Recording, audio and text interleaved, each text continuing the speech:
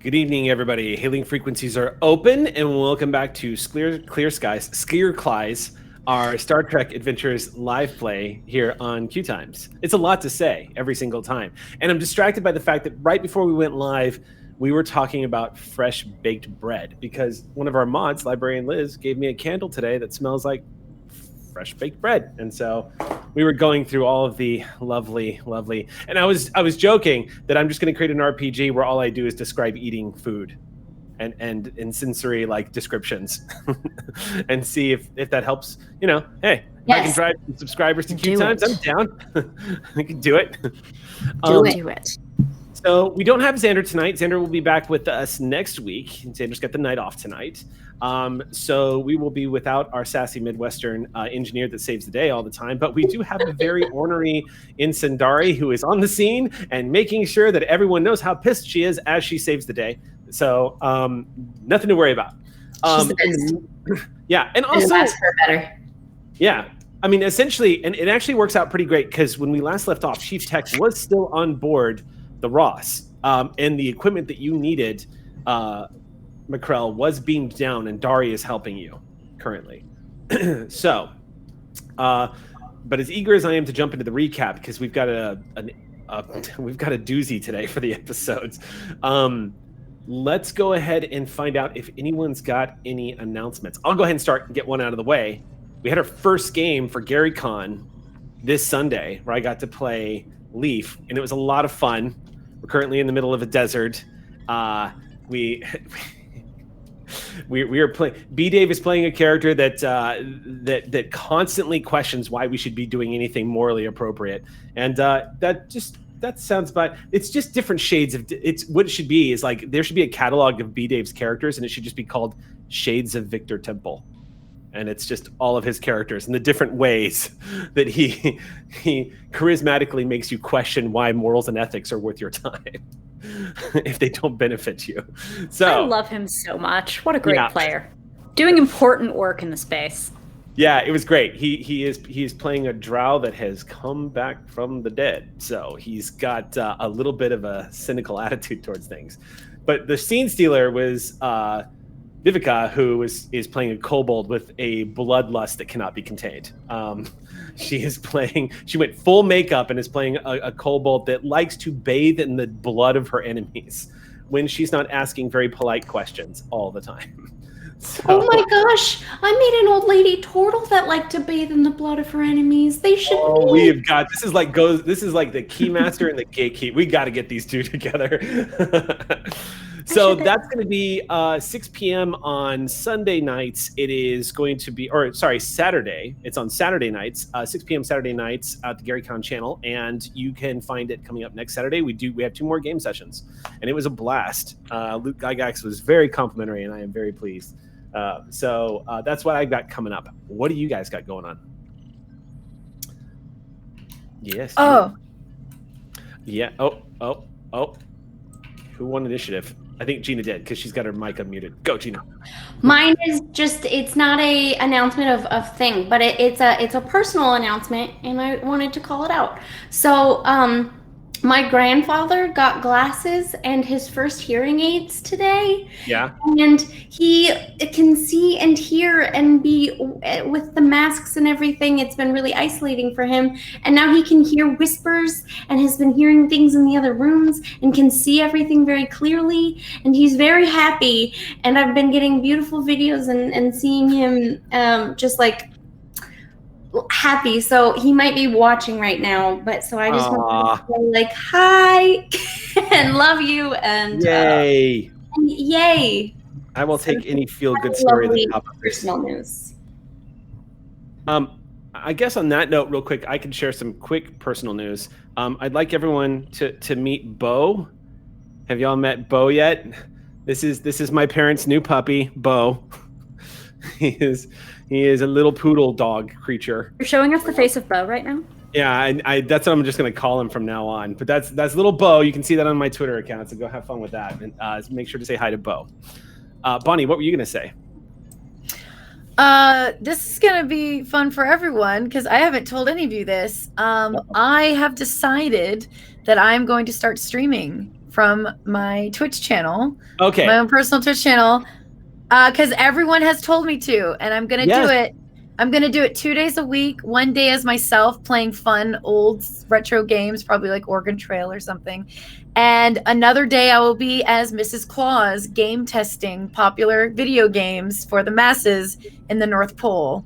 And probably doing horribly at them. So I haven't decided exactly when I'm starting this. I still have to get the setup all done and figure out what I'm doing. But that's going to be starting soon. My birthday is March 27th, so I'll probably be starting around my birthday as a present to myself or a punishment. We'll see.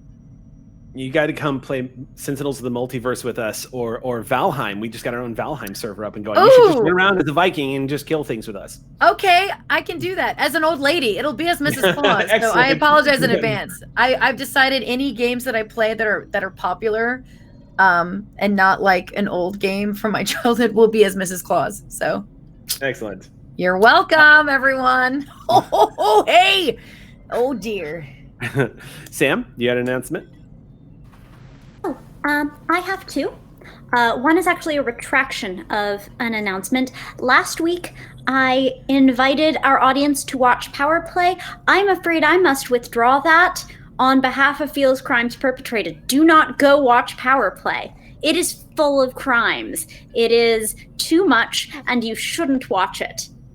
That is all with respect to upcoming games. The Sam York Times apologizes for our error. And the other part is Happy International Women's Day. This stream features 3 of the very, very, very wonderful women that we get to work with, and holy heck, they're awesome, and I love them.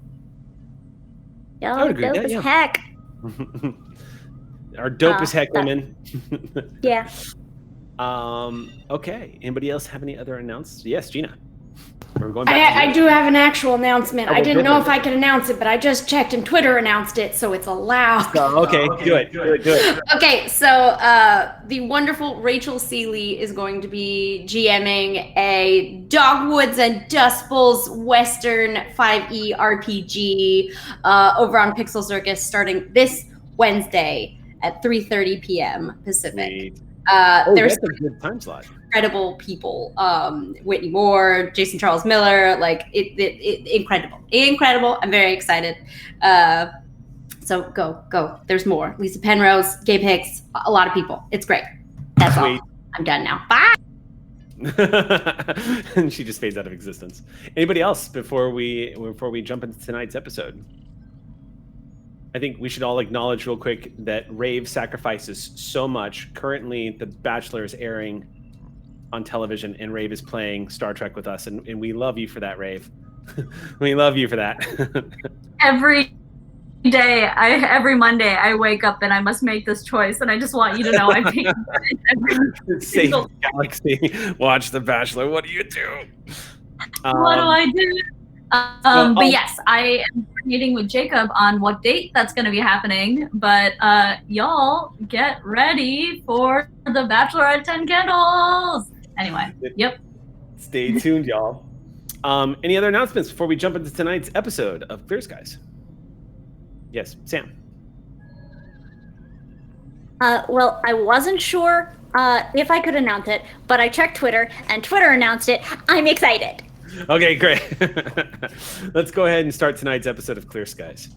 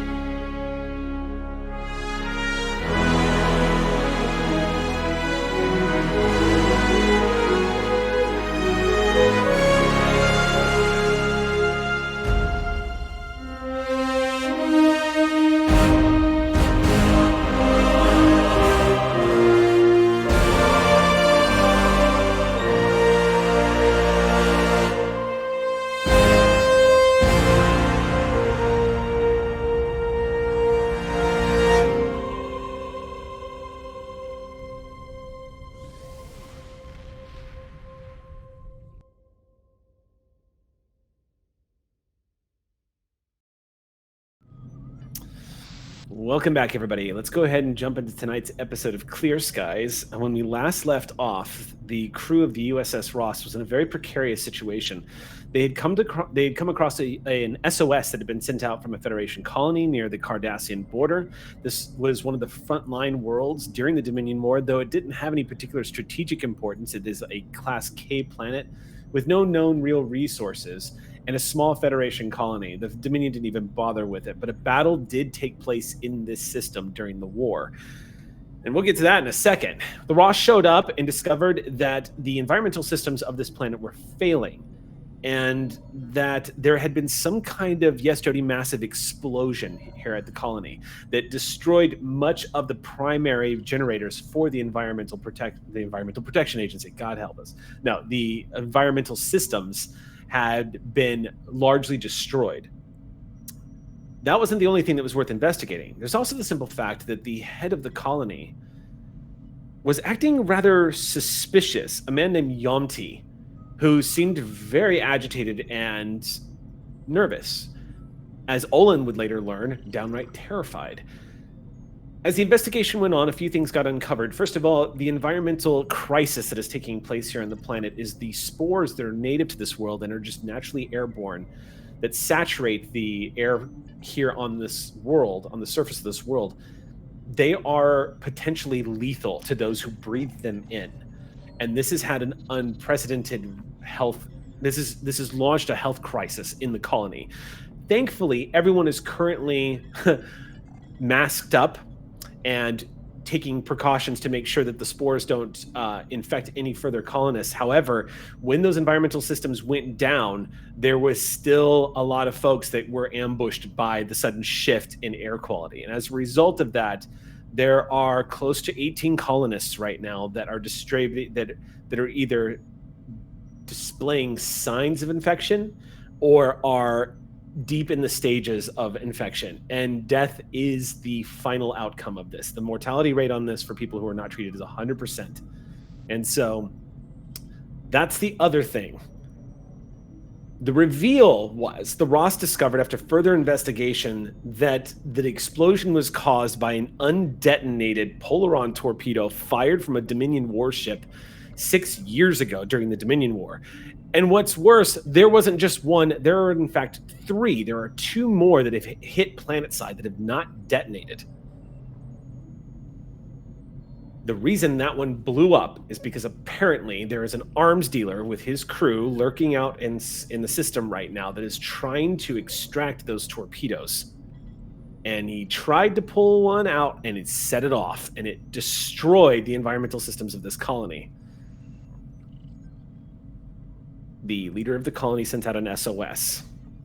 The Federation getting here is going to complicate things, so this arms dealer decided to take captive the son of the head of the colony and told him to get rid of the Federation. That plan shifted, however, when the investigation began to advance and the arms dealer realized he could sort of maybe use this hostage as leverage to get the Federation to use its resources to disarm this one torpedo. Let him have it, and he can be on his way. All of this is happening while Dr. McCrell is currently in the sickbay trying desperately on this colony to synthesize a cure, and it does seem to be possible. Now that the Ross is here and the full medical facilities and information that is available to McCrell, keep in mind, a doctor that was able to modify Borg nanites to repair a damaged brain, currently one of the Federation's most talked about doctors in Starfleet, out and currently in service, is now on the scene trying to figure out how she can synthesize an antidote, a cure, anything to slow down the spores and get them to stop killing their hosts. That's going to be happening today as well. Where we last left off, after a brief encounter, Captain Sull put the fear of God in this arms merchant, which caused him to sort of rabbit a little bit, and is now working through his intermediaries. They've arranged for a meetup where there will be an exchange. They're going to deliver the boy. In exchange, they just want to extract the warhead. An away team has been chosen. Prawl is getting ready to go down. Prawl, by the way, I'm going to, unless you instruct him otherwise, he is going to equip himself with a phaser rifle. Which, just so you know, the reason why that's gives you for the audience to know, whenever you ratchet up the stakes like that, whether it's using torpedoes, grabbing a batleth, or a phaser rifle, it awards the GM threat. It's not to punish players. It means that the stakes have gotten higher because shit is going to hit the fan. Things are becoming more intense. So, awarding myself 1 threat, and Prawl equips a phaser rifle, orders his security officers to stick with the hand rifles. He's going to take up a position. The great thing about beaming down to planets like this is you can select where you want to set up, and you guys have a brilliant bird's eye view of the meeting spot thanks to them high definition sensors. It'll be Prawl, Lacat, Exio, and Olin who has been asked if they would be willing to take point and try to negotiate here. You don't know who you're going to be talking to just yet, but it seems to stand to reason it's very unlikely it's going to be the arms dealer himself. A man who is a Zabalian named Knighton Jaj. And he is just as obnoxious as the Zabalian that we saw in Star Trek The Next Generation. But he's also pretty clever, and we're going to start today's game off with asking for our captain to make a insight command check here. And you can absolutely use anything you've got to like read opponents. Like you have I have sense motive specifically. Then yes, definitely roll it. The difficulty of this is going to be a little spiky. It is going to be 3. Now keep in mind though that you guys are retaining the momentum that you had from last game. You can use Exio is currently planet side, but you are both in communication. So the two of you, if you would like to assist Exio, if you'd like to ask to get an assist, you can say that the captain and their first officer are basically talking out the encounter that was just had with this Knighton character. As this is essentially a role to this is essentially a role that is empowering Captain Sull to basically use that brilliant analytical mind of theirs to try to strategize who the fuck they're dealing with right now. Yeah. So, can I've always wanted to do, I don't know if I've done this quite the same way. I've recorded, whenever I always record away missions, especially if like something gets corrupted in my data, I want a backup in case we need to have that memory. Right. So is there a way I can like beam up live feed as my assistant so Sull literally has eyes on the ground, literally, through me? Can I beam my signal as a live video cam, like a body cam almost? Absolutely. So that's how I'm narratively saying I'm assisting. Okay. I'm literally giving you a feed. Yeah. Cool. Absolutely. What would I roll for that? The difficulty is 3. For you, Exio, I'm going to say that is going to be... I'm going to say that's a control command check. Okay. Or actually... I can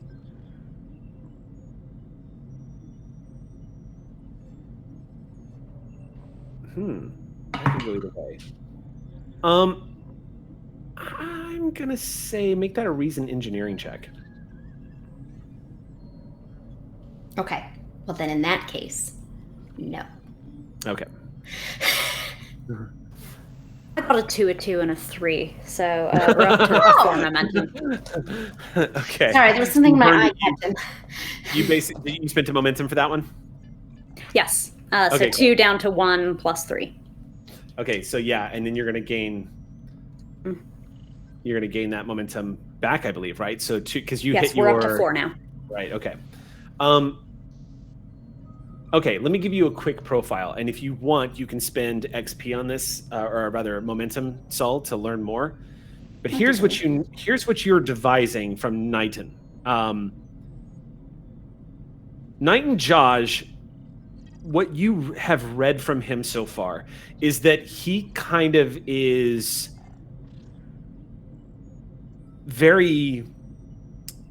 I'm trying to think of a better word than foppish. It's obviously a word I'd like to avoid, but let me explain that he is projecting a false air of kind of clownishness to you.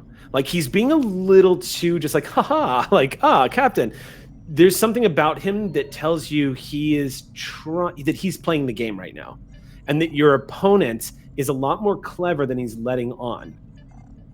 And that activates the instinct into you that you don't for 1 second, Sol, with all of their training and all of their all of the things that they have done in their life in espionage, you don't for 1 second believe that Knighton Josh isn't expecting you to pull some shit. And in turn is not also going to pull something here. You definitely get the sense that you're not dealing with a fool. Despite the fact that he has tried to portray himself as sort of like a giddy little captain that is not particularly focused on the tasks at hand. Like if I was captain with a cup of coffee in my hand. Interesting. Why didn't you? That was such a perfect opportunity for you to reach off screen. Drink slowly. Oh, but I moved all the mugs out of the way because I had to put my dice. No tray. mugshot. No mugshot. You missed your moment, Eric. You missed it. Drink my water. H2O. It's a fair enough assessment, given that he said he would expect treachery. I would too.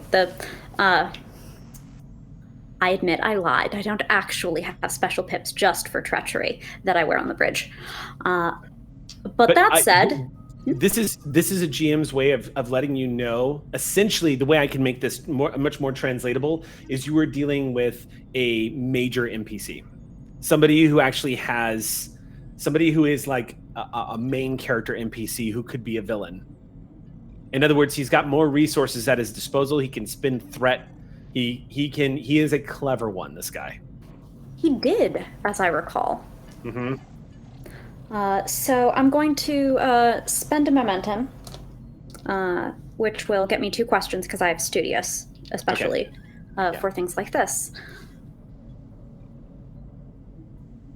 The basic structure of our deal as it stands is reasonably favorable to him. If everything goes his way, he makes out all right with at least 1 puller on Torpedo. He's expecting treachery from us, and of course is quite correct in doing so. But if he wants to commit a treachery in turn, where do I look first? He's in the sky and he's on the ground. That's a damn good use of spending a momentum to ask a question. And simulating the brilliant tactical mind of a captain. So you're pacing back and forth on the bridge, looking at the view screen. There's a small windowed corner where you're listening to Exio have a conversation with Olin, but you're not really hearing what they're saying to each other. They're probably just, it's not really relevant to what you're thinking. You're just absorbing the information. In front of the view screen, just beyond Vren, you see the horizon of this planet and the distant sun with the asteroid belt that is wrapped around it. You see the data readouts. You're just absorbing the quiet for a moment and asking yourself, he has the advantage, where's the treachery? And as you begin to mill about this, you're pacing back and forth on the bridge, it begins to occur to you that technically he doesn't have the advantage. In fact, in this situation, there's no way a small-time arms dealer like this would be able to make it out of this. Unless he has something truly remarkable up his sleeve, this kind of meeting, this kind of exchange, it might be legit, but there's no way he should be able to expect that the odds are not against him succeeding at this. And then it occurs to you, and on an instinct, you turn to Vren and say, just blurting out, following to drive that narrative as an answer to the question that you just asked me, Saul turns to Vren and says, show me where those other 2 torpedoes are. Vren brings up the other 2 torpedoes on the screen. There they lay, One of them is in a distant sort of rocky surface about 3 kilometers north of the location where y'all are meeting. And another one is a kilometer farther north than that. It looks like they just kind of spread in a line straight up north towards the pole. Nothing particularly unusual, but they're completely unguarded. Now, with a Federation starship on hand, does he honestly believe he is going to get Starfleet to hand him a torpedo? No, he's going after the unguarded one, because there were 3 originally. 1 went off, and 1 is guarded. So it's the 3rd one. Your instinct, the answer to your question is, this is all bullshit. And he almost played you. He does not expect an exchange here. However, remember when we last left off, there is confirmation that the boy was going to be taken to the meeting site, so that might still be legit and part of the ploy.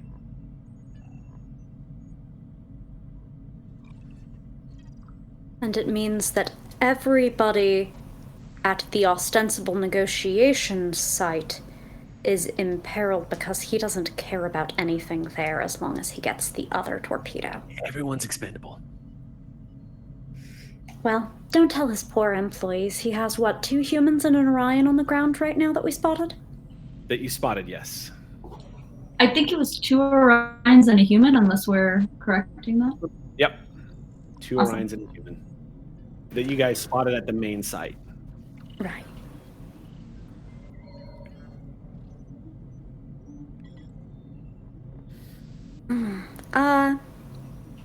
So I still have a question for Studious, because I get the bonus, baby.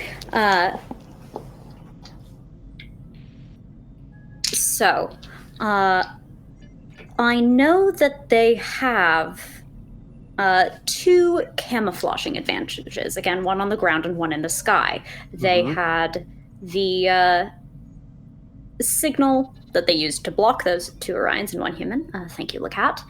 And they have taken position on some form of Cardassian vessel in most likely one of the asteroid belts, and even more likely the interior belt, the denser one. Mm-hmm.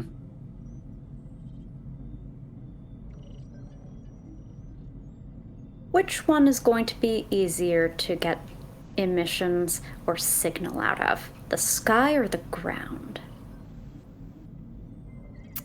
To get... Sorry, your if I question want to is... track... Ideally, I'd love to find both. Which one's going to be easier? The one that's signal blocking on the planet, or the one that's hiding in an asteroid field?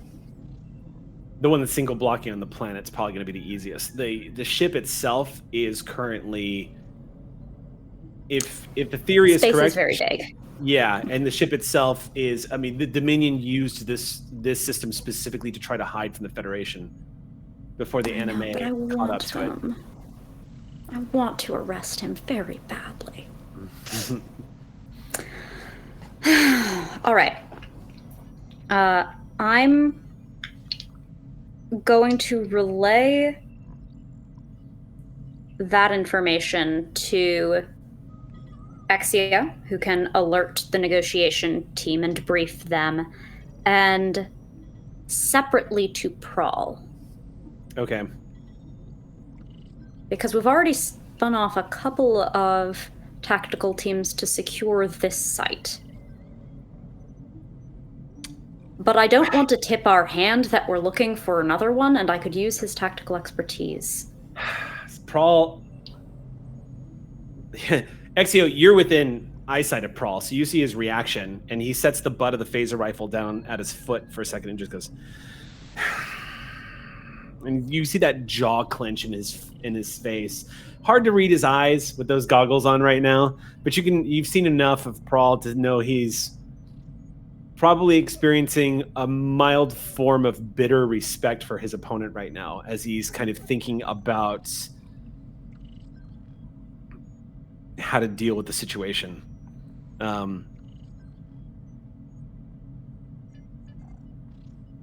after a moment, He looks at you, Exio, and says, we have the option of sending a small team to try to intercept anybody who's trying to take those torpedoes.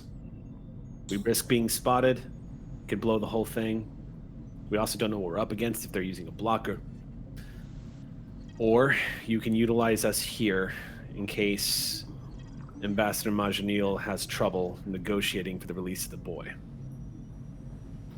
Either way, I honestly don't know, Captain, what's the better call, but if you want to put me north to put eyes on anybody trying to get their hands on those other torpedoes.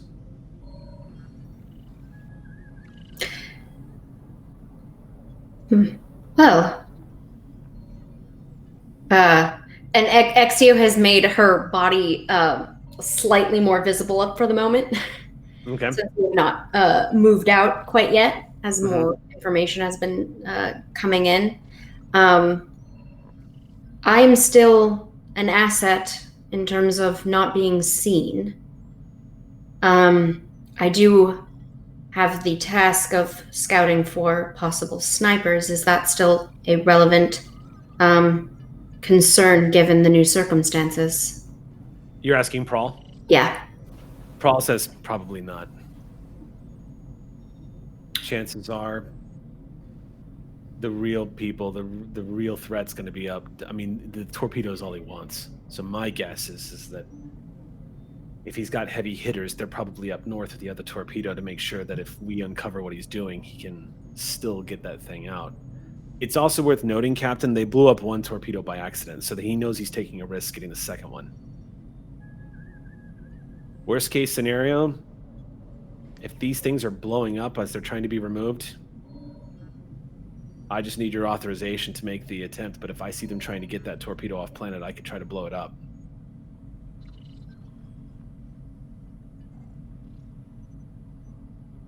We're going to hold that as the absolute last possible.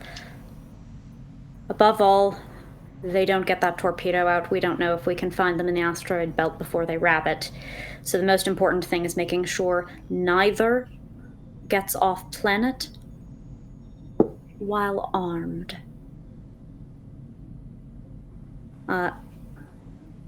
Exio, you are one of our stealthier. I can head there now and bunker down before long before, which I'm sure they actually would have already sent scouts by now to do the same, to make sure no one's hiding. Yes, I would pre-clear the area if I were they. And I'm going to talk to Chief Singh about our possibilities with that second torpedo. Yes. Ooh. All right. This might be an engineering problem on the second. But for now, Prawl, I need you at the first site. We have a large number of precious staff there, and they do need to be protected. It is a lower risk tactical position, but it is more important for us to maintain in terms of personnel safety. I need my best guarding my best. I understand, Captain. And I'm the safest officer to go to the with limited staff. I am the safest officer to at least scout to determine what's going on over there and when they make their move. I'll move out now. Excellent. Thank you, commanders. Prawl looks at you, Exio, and just says, "Don't have too much fun without me, Commander." It'll be, imagine, just a lot of running. I'll keep you updated. He nods. And she re-stealths, and you don't even see dust from her footprints. What's a Zoli? So, yeah, basically linked up to the Ross and being able to scan the surrounding area like a chameleon, you're basically able to reflect the imagery that is surrounding you, creating a digital skin over your body, Exio, that essentially makes you look like a moving distortion. It's possible to see you, but not easily. This is you basically, for anybody who's watched it, you basically look like the Predator moving around. Yeah. There's this warped bending of light as you move through. So if you are near anything that looks like complex, like plant life or anything that has a big pattern or anything, it's going to be easier to spot you. But right now, you're going to be moving out sort of in like the Badland area where it's just shrubs and plant life under a wavy heat that is waiting for you out there. So the odds of you being spotted are pretty low. They're not looking for a hologram officer. Yeah, no. At about that point, when you just go and just fade out, Prawl just goes, I gotta get me one of those. He turns and looks at you, Olin, and says, I've got your back, Ambassador, no matter what happens. And it's also worth pointing out, I mean, you're the ambassador here, but the guys we're talking to, they may not know that they've been made as expendable as they are. He just kind of gives you a quirky smile. Might be an edge. Or it might be that I am as responsible for their lives as I am for the child's. It might be a little more pliable when they find out that they're being thrown to the lions, is what I'm saying. Of course. Well, I have to admit I've never done one of these before.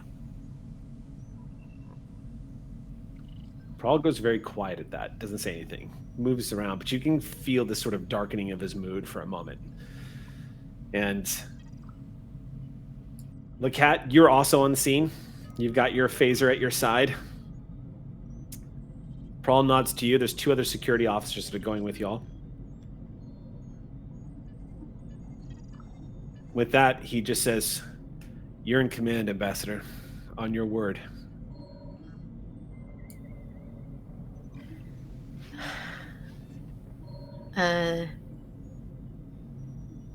Then let's be off then. All right.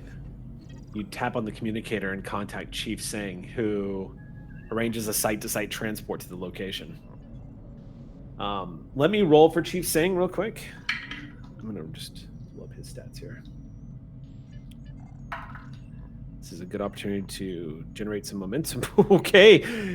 Gain 2 momentum. Cool. All right. Does that mean we're maxed out, or are we up to You 5? might be maxed out. Oh, because one for standard. studious. So you use a curtain of blue energy that it begins to immediately envelop you, and you hear that beautiful chiming sound of the transporter being able to deatomize all of you as you are instantly transported elsewhere on the planet. Meanwhile, at the medical facility, Macrell, you have been working tirelessly with Dr. Yen, who is every now and then just sort of like like pulling at his shirt. Coughing is not a symptom of this. What is a symptom, though, is lightheadedness and the need to lie down, essentially exhaustion. Right. You see the opening stages of that as that sort of blue iridescent glow around his irises has become a little more pronounced. And he's feeling a little numbness in his hands and feet, if I remember, like his hands. A whole lot. His fingertips and his toes. Mm-hmm. He's been keeping you apprised. To his credit, Dr. Stephen Yen is not trying to hide anything. He's basically pulling a Scully. A Scully, where he's basically walking you through all of the symptoms as he experiences them, because it's important information to disseminate in order to break it down so you guys can beat the bad guy. Okay. So every now and then he'll look up at you and be like, sensation's not coming back in my fingertips. Okay. Now, real quick, just so you know, with Dr. Yen, you're not necessarily on the clock with him just yet. He's in the early stages of this. Mm-hmm. It is going to wreak a little havoc if he has to do anything that requires some finite dexterous skills with his hands. But there are ways around that. There are always ways around that. Mm-hmm. He is still very much in the game. But he is constantly keeping you apprised of his situation.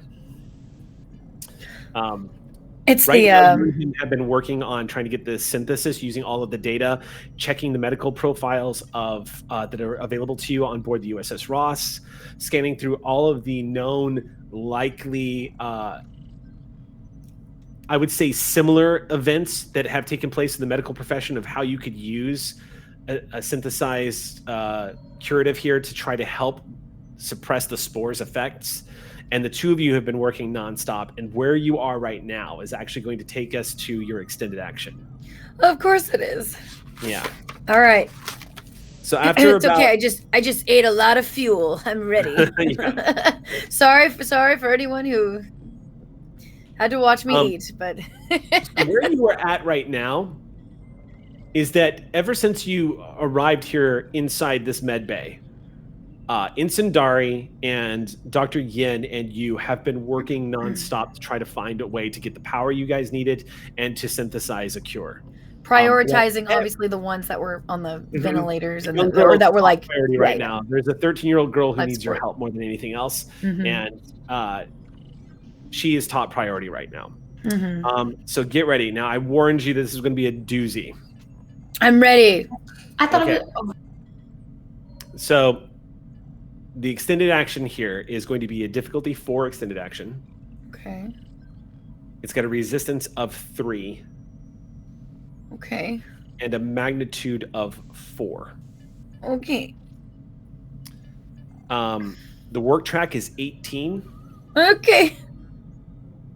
But where it gets really shitty is you have limited attempts on this.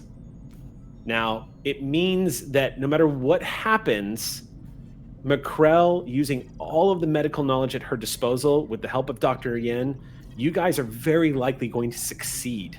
But you're in that terrible position right now that a lot of doctors find themselves, where how quickly you work will determine how many you can save. It's a shitty situation. You've been here before. You were doing it during the Dominion War. With these incredibly difficult stats that I've thrown at you, you have 8 attempts before you lose your first patients. Jesus. Okay. Wait. Okay. I'm ready for tip number 1. So we can go ahead and make our very first roll. You are going to get an assist from Dr. Yen. Okay, fantastic. And I'm assuming this is control medicine? Yes. Now, and my focus has come into play. Because Insandari has helped restore power to the facility, you are going to be able to use the facility's medical computers to reduce the difficulty from 4 down to 3. Great. So I'm also going to use... It works like a tricorder. Haha. Well, it's not an injury, so that wouldn't attach. That wouldn't. Okay. Anything to do with diseases or? Yep. I'm going to use my talent of quick study when attempting a task that will involve unfamiliar medical procedures or treat an unfamiliar species. Ignore any difficulty increase. This is an unfamiliar medical procedure. We don't have a cure yet. So here's what I'm going to rule. Using that talent, I will not be able to spend threat to increase the difficulty on any roll that you throw for this. Okay. Now my lights are falling down. This is getting so intense. Okay. Because you're delightful. Oh, DeLove. Said DeLevely. All right, so let's go ahead and make the roll then. So the difficulty for this is going to be your reason medicine. Control medicine. Control medicine is more of like control medicine really functions more of like if you were conducting surgery, or if you were using something very delicate, if you were conducting a very delicate procedure inside the body and whatnot. If you're trying to synthesize an antidote or a cure, something like that, that's going to fall to reason. Medicine. Okay, yeah. Reason medicine. Difficulty 4. But 3 because you've got the science facility at your disposal. So let's go ahead and start. Take a momentum. Number 1. I'm marking it down. We're down to 4. Okay, and I'm going to use my focuses. Dr. Yen rolls a 16, so he's not going to be able to help you on this one. Okay, that's okay. So I got 1, 2, 4 successes because I did. If I'm able to use my focuses, one of them was right on the focus. You are. So you got 4 successes. Mm-hmm. That means with the resistance of 3, you've got 1 success, which is all you needed. I love that. So you're now going to roll 2d6 plus your medicine score, which is 7d6. Mm-hmm. Which is, hold on. And then 4. Okay, I got not great. I only got 3 little stars. So 3 effects or 3 successes rather. Yeah, and then 1 Starfleet symbol, so 1 effect. That was an effect, right? Yeah. Okay, so you can always spend a momentum to re-roll the remaining dice if you want to. And possibly also spend 1 to pierce through the resistance, given the number that we're looking at. You wouldn't have to. You wouldn't since you beat the resistance rating, you don't have to worry about spending for the piercing. Because 4 successes was enough to just completely skip over the piercing. Okay. So you actually saved momentum this time by rolling like a badass. Okay, so but I could technically re-roll those other 4 die that were blank. Yes, you could. I'm gonna do that. I'm gonna take momentum real Yes, fast. you could. Way better. Another success and 2 effects. 2 effects? 2 effects. Yes. Okay, hold up. Does that make a breakthrough? No. Give me 1 sec. 'Cause you can actually spend effects.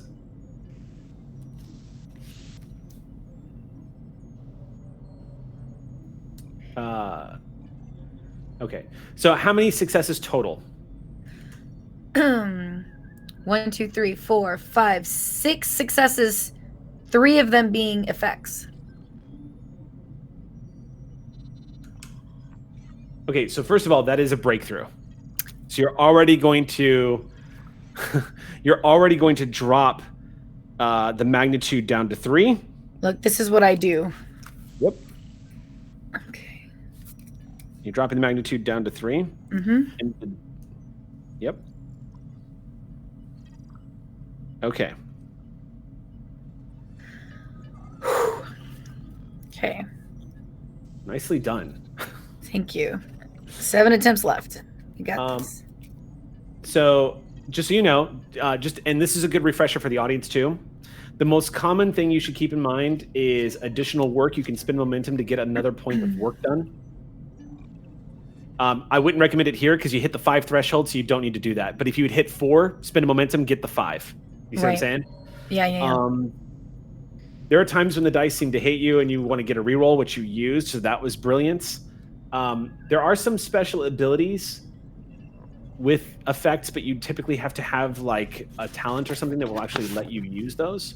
Right. But in this case, getting that breakthrough is huge. So we're going to say that for this next like 15 minutes, you're looking at the vital signs of that young kid who is currently on life support. And you just have your first breakthrough as you and Dr. Yin are poring over the data. The two of you are pushing yourselves hard and basically connecting the dots on how to synthesize this cure. He's getting incredibly frustrated, but you come over and finish his sentences and actually lead him into the answers that you need. And the two of you bunker down and continue your work. So when we come back to you, you'll have 7 more attempts, but you've just launched yourself into the work track in a major way. You've slashed off 6 from the work track and got a breakthrough. So well done. She drank a lot of tea this morning. Yeah, I would say at the end of this round of this extended task, McCrell, you immediately feel that surge of you're not letting this thing beat you. No. You've got this. And that girl's going to live. I punched a changeling. This is nothing. If only you could punch these spores. Yes, they're too tiny. My little paws can't reach. Okay.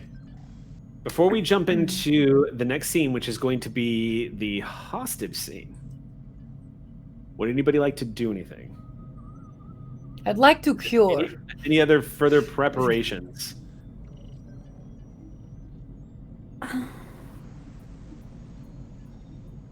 Are we counting what we're doing up on the ship with Sing as preparation?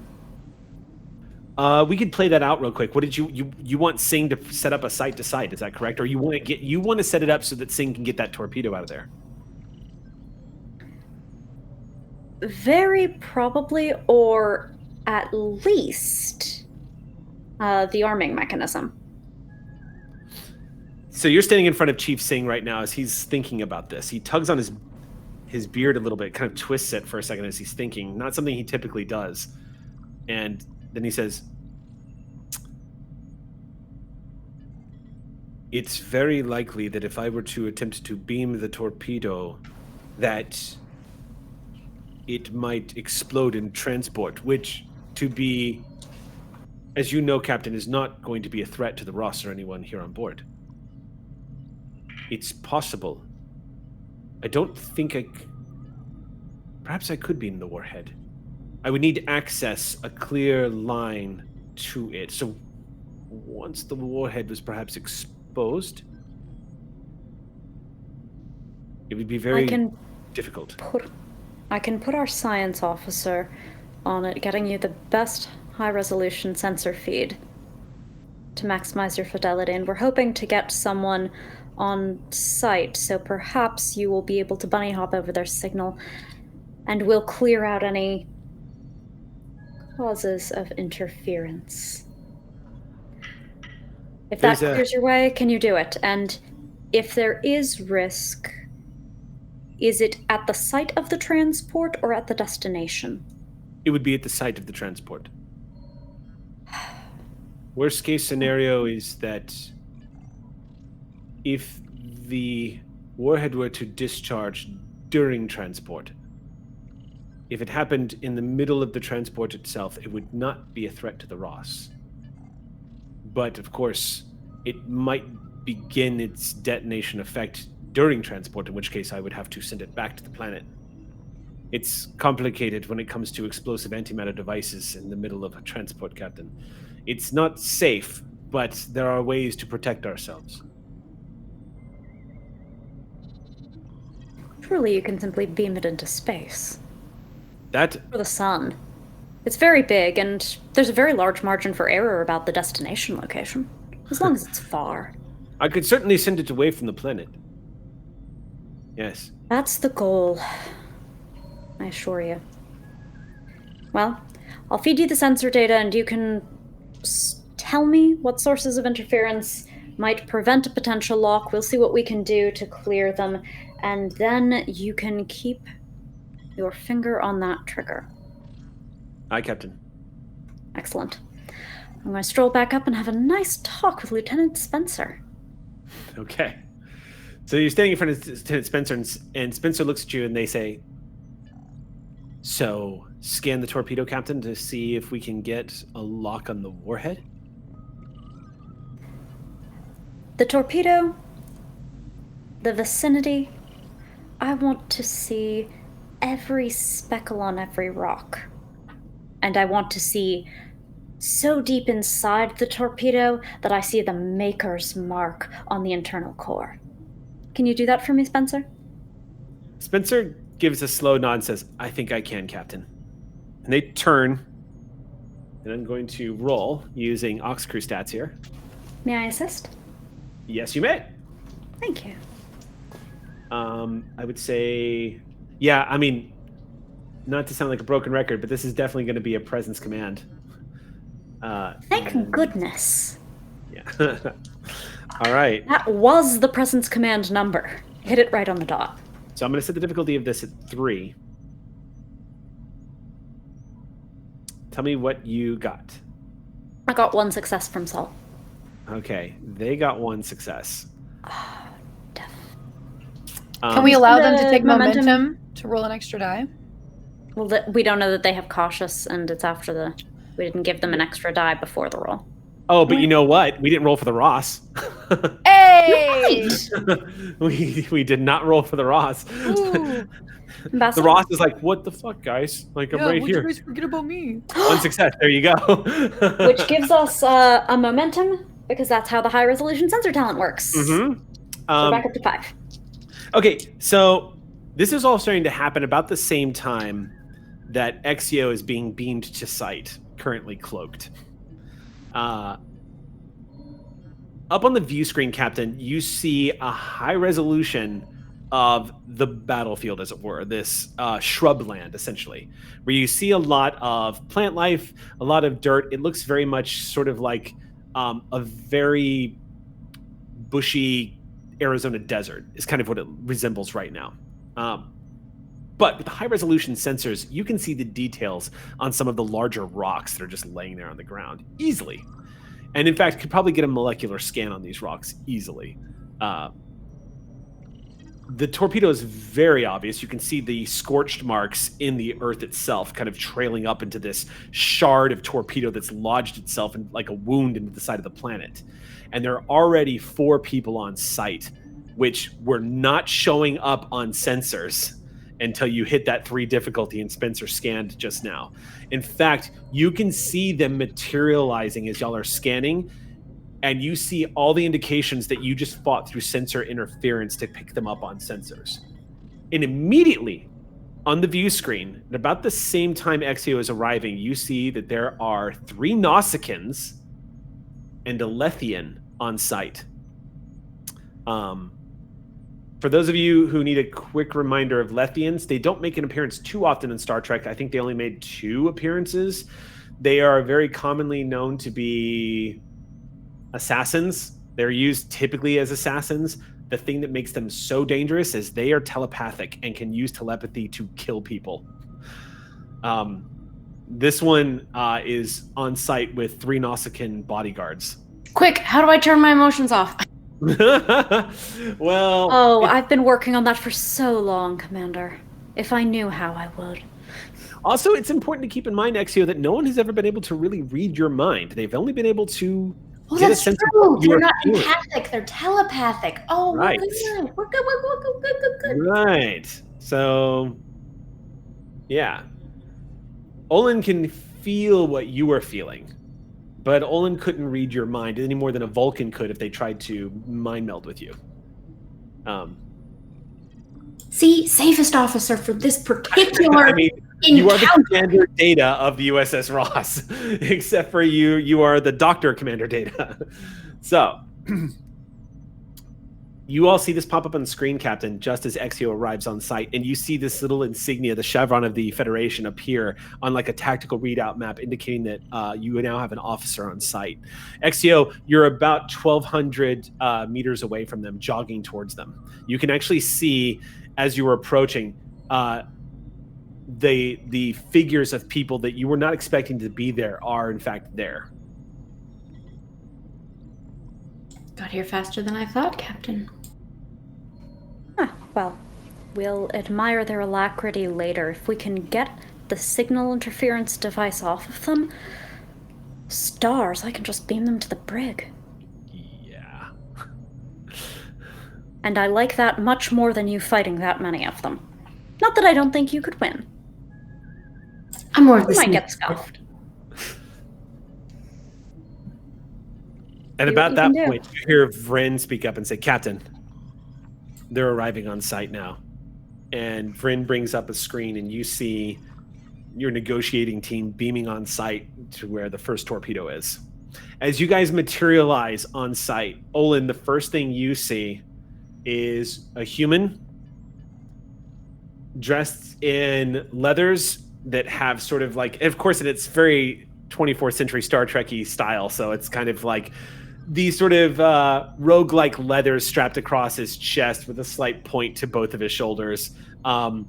He's got what looks like thick hair, but it's completely worn away with age on the top and is pulled back into a ponytail behind him. Looks like he's probably in his mid-40s.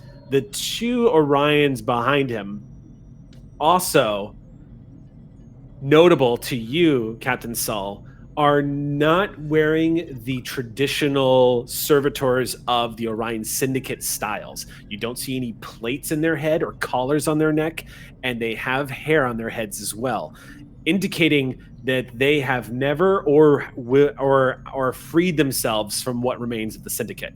These are not former servants of the Syndicate in any way.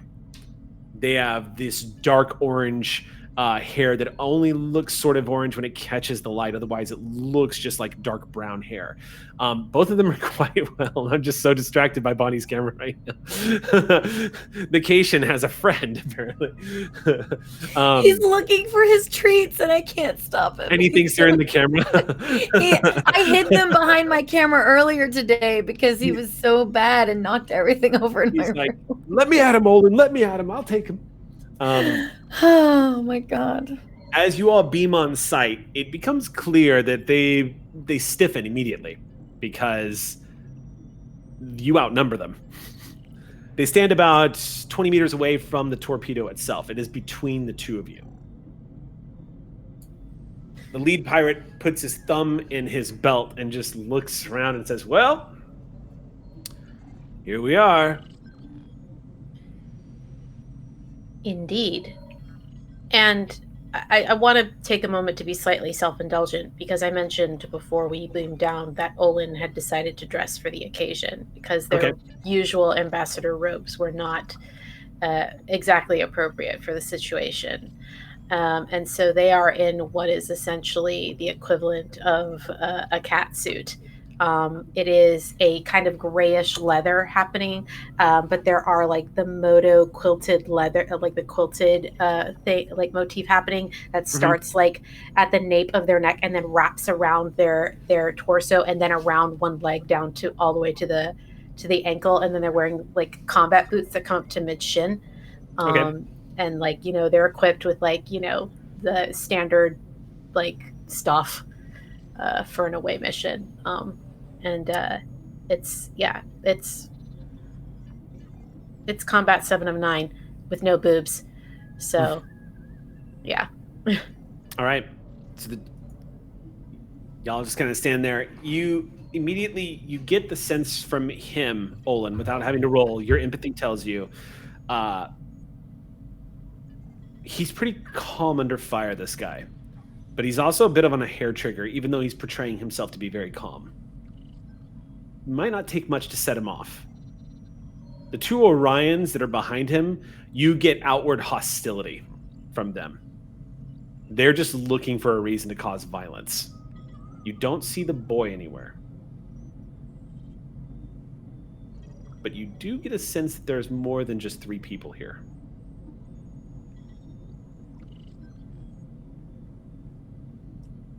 I hope you're all doing well. Well, we'll be doing a lot better once we get out of this hellhole. I'm guessing maybe we can help each other out with that. Maybe you help us get that. We give you back the innocent kid who shouldn't have gotten tangled up in this in the first place, and we'll be on our way. I'm guessing your boss doesn't instruct you to take children hostage often? Not often, no. It's not why, well, I can't speak for these 2 assholes, but it's not why I signed up. Must be very uncomfortable for you. I wouldn't say that. Well, if not uncomfortable, then at least uncommon. I guess one will do just as well as the other. So, you're doing the talking, I guess? I'm going to make attempts, of course. All right. Does the talking happen while y'all are working on disarming this thing for us? At least as far as I'm aware. But my job is obviously to make sure that no harm comes to the child.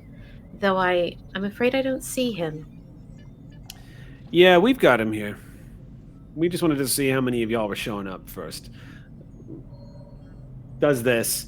From one of the like the dunes that are behind him, you see, and you're seeing this too, and Saul, it immediately spikes a sense of irritation in you because on the sensor read of the screen from the bird's eye view, you see coming out of what looks like a shroud invisible for a moment and now visible from sensor interference, you see two more individuals emerging from a spot that looks like it's been masked from overhead, kind of giving away that there is something of an obfuscation taking place here, to not give away their numbers. But two people emerge from this spot in the sensors. And two people emerge from this spot in the sensors, and one of them looks like one of the young boys. It looks like a young Grazerite boy. You see a Nausicaan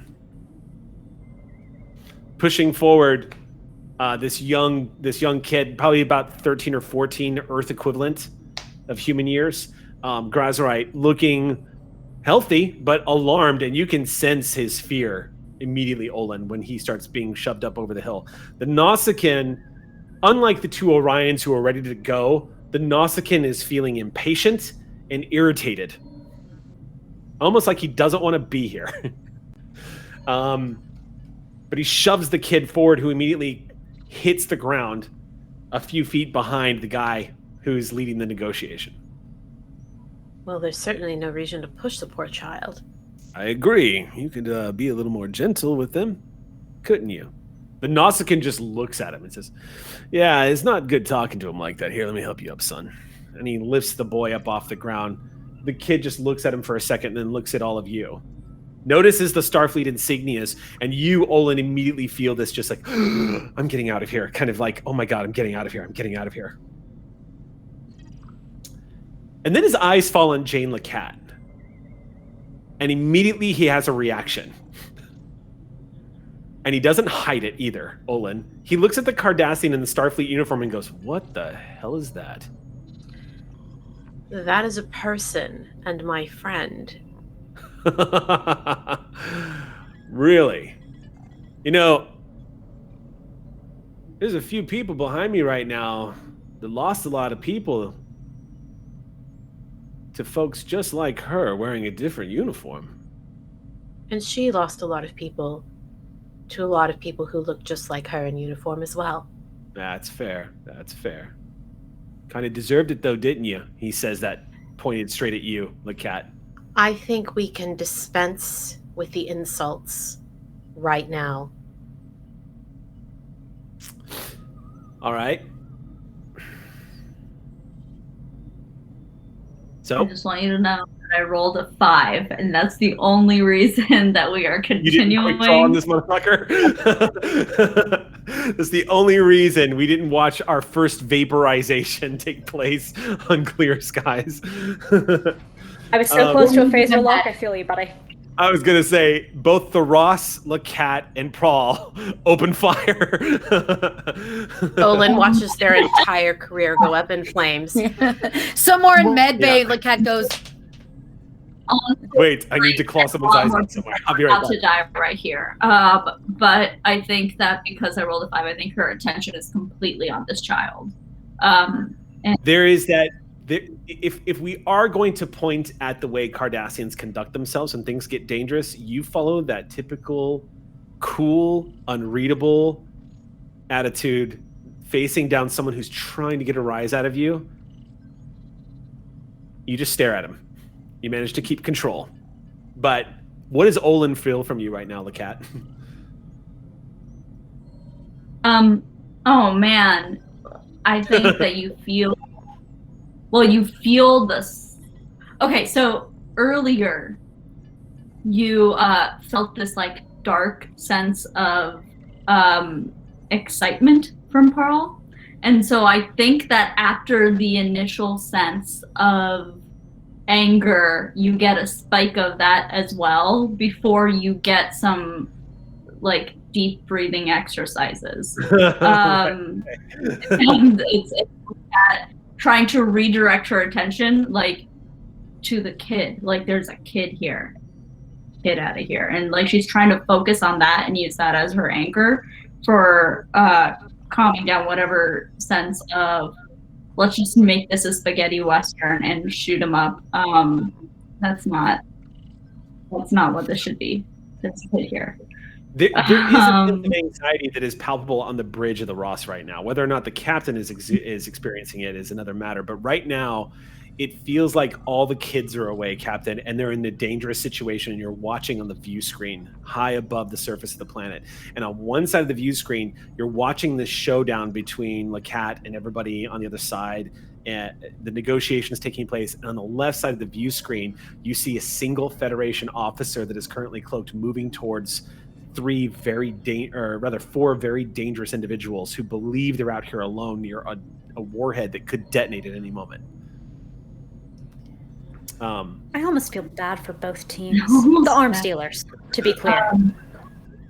But Lacat is still in a place where she doesn't trust herself to say anything, so she is just keep quiet. This guy. Yeah, for right now. I think Olin slightly adjusts their position so that they're interposed a little bit more between the rest of their group and the people talking.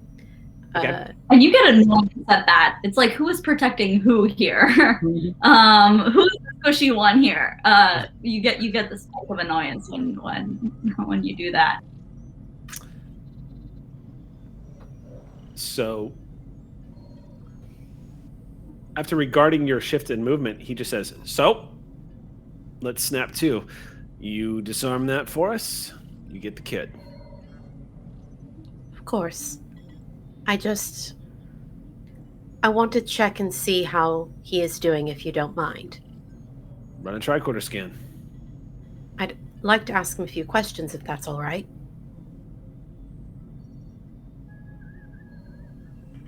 Why do I feel like you're trying to stall? Well, I'm not necessarily trying to stall. I am genuinely interested in the boy's well-being. But this is a delicate process and might take some time, so we might as well fill it with something that is actually relevant, which is me assessing the boy's current mental state of being.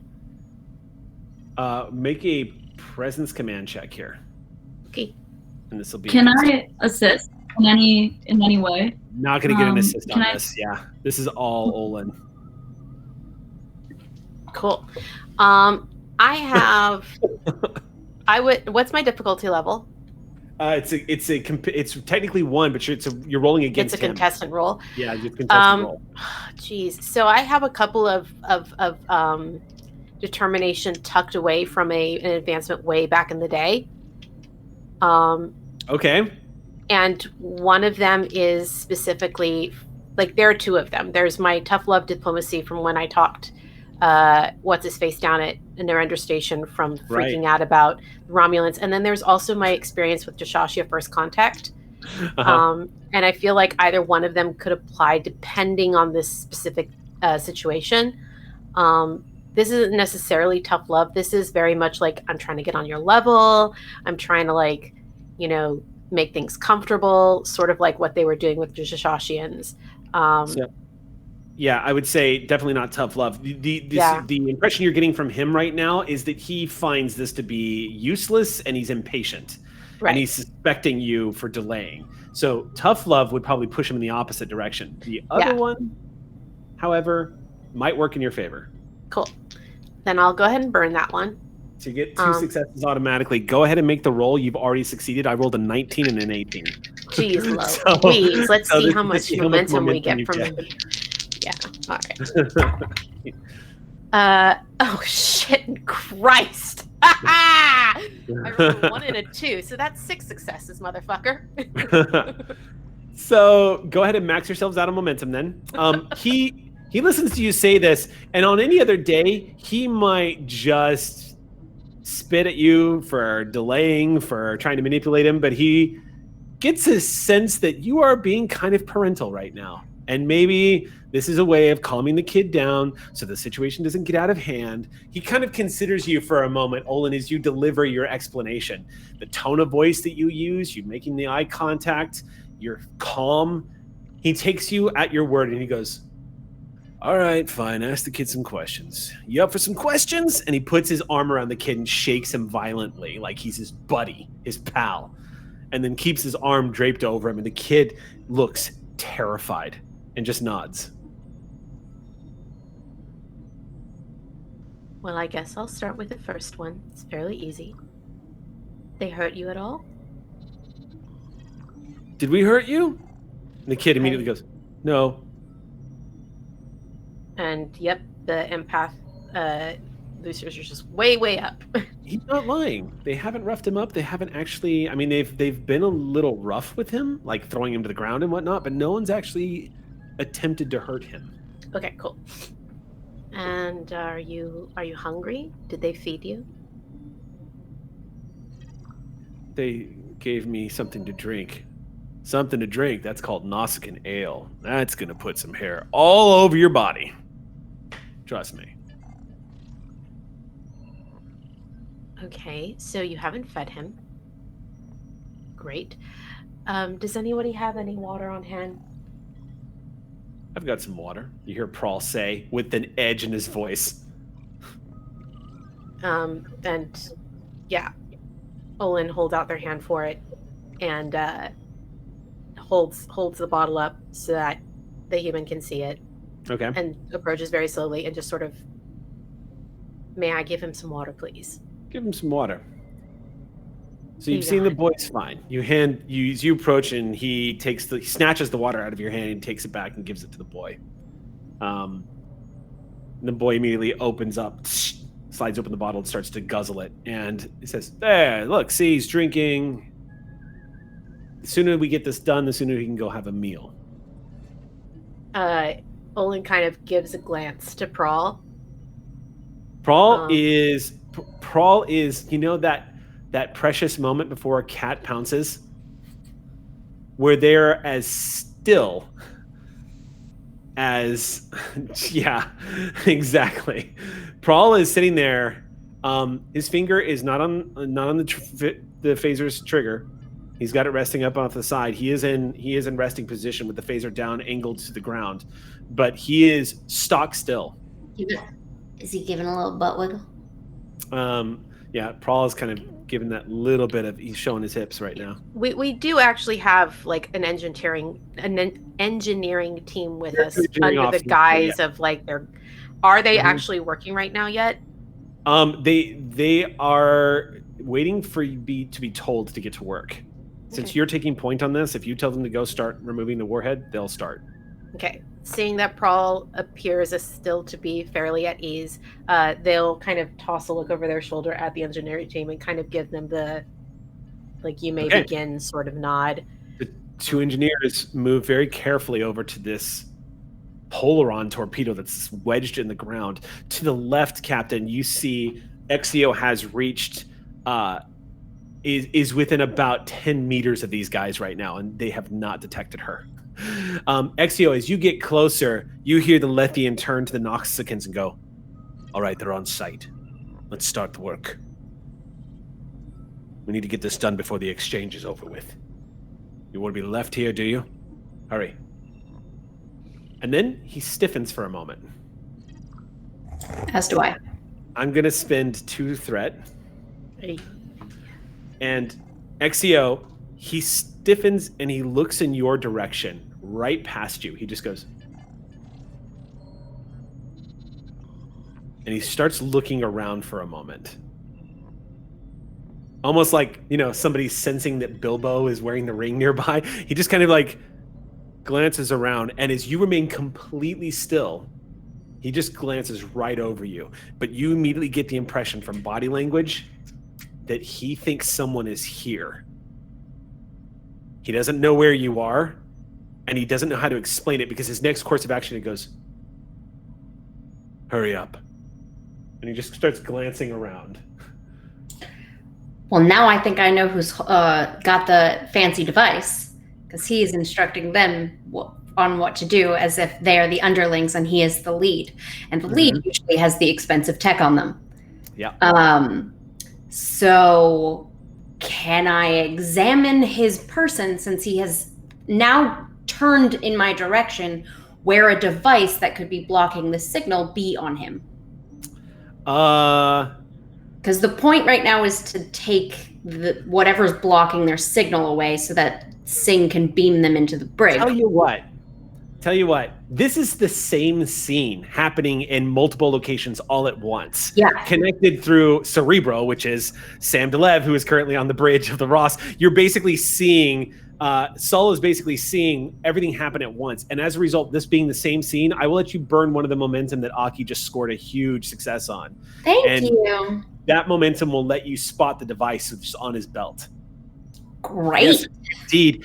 Exio, you've seen devices like this. It is, in fact, used commonly in people who are transporting contraband, who are using transport inhibitors. It is a device that interferes with a lot of Federation technology, not just Federation technology, but across the board. It lets people move through a galaxy that is capable of teleporting you wherever they want and picking you up from orbit. This is a device that helps you get around that. So is that would I know if these are radius devices, or would each individual have to carry? It's a radius device. Oh, okay. Well,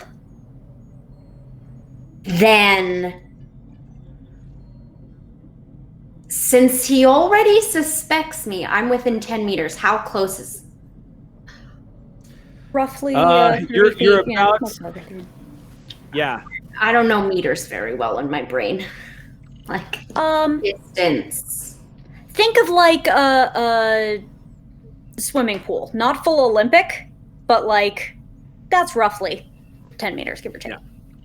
It's 10 meters is so. Wow, he heard me from that far away. Wait, 1 meter is 3 feet, so 10 meters would be roughly 30 feet away. Okay.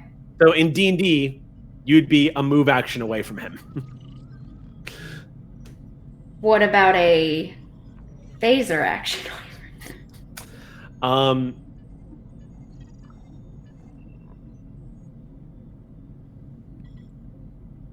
So the way I'm rationalizing this is that being that your phaser is not an object that is part of Exio, but being carried by Exio. Yeah.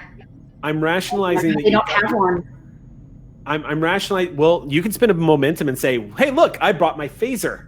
Right, but I wouldn't know how to camouflage that. You could. This is what I was saying. If you wanted to rationalize it, because one of the things you can do with momentum is you can burn points of momentum to be like, "Thank God I remembered my air mask." In this instance, you could say that your phaser is currently in the holster at the small of your back, so that facing forward to these guys, they're not going to be able to spot it. Okay. But if you pull that phaser, they're going to see a phaser being held by a distortion in the desert. So the jig will be up. If they're looking at me. That's true. Can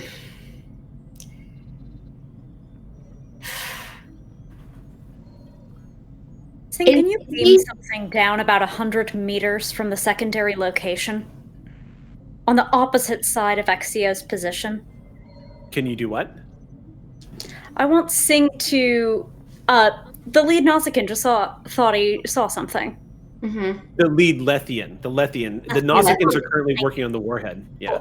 Nausicaans are heavy, Lethians are lead. Perfect. Alliterative. But he thinks he saw something. Let him be right. Over there. And we can maybe spend momentum, create an advantage of some kind. You could do that. Let's do that. All right. Bring us down to 4. Let's see. Call this advantage over there. Sing, just thinking quickly, beams one of the many batteries that he was ordered to deliver to the transporter room that hasn't been beamed down to the medical facility yet. Beams a battery roughly 6 feet off the ground, about 50 feet away on the other side of one of the hills. So that something very bright and shiny just beams into existence and falls. And he stops and looks as you hear this off in the distance. This very subtle. Immediately, when my eye spots the thing 50 feet away very clearly and easily, I take the hint.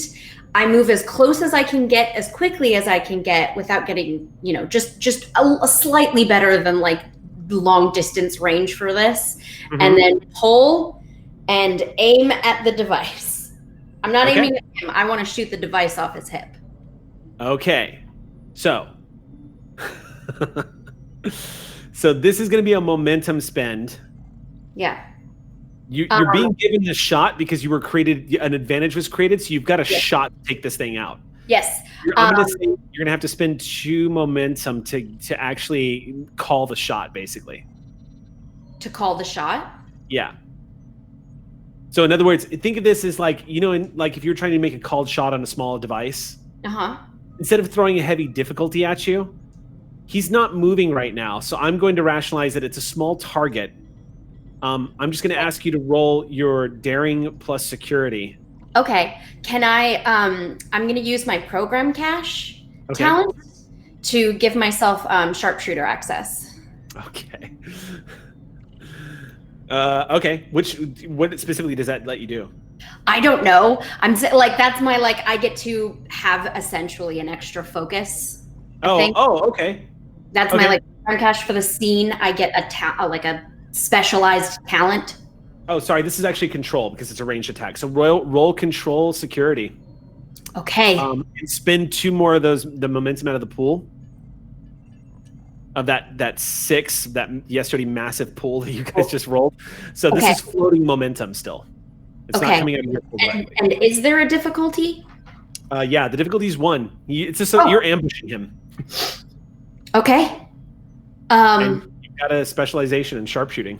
Yes. And gonna spend my value. Okay, that'll give you the reroll. Well, no, for. You haven't rolled yet. Okay, go ahead. I haven't rolled yet. That'll give you 2 automatic successes. I'm gonna spend trust your expertise. Okay. And I'm gonna get us some momentum back and hopefully not roll a complication. All right. So that is a total of 4 successes. So a red beam of energy from out of nowhere strikes this Lethian on the belt where he was carrying this device. And it sparks and pops, causing him to jump and shout something in his native tongue that we've probably shouted many a time before when we step on something sharp. It causes one of the Nausicaans to leap up from what he was doing.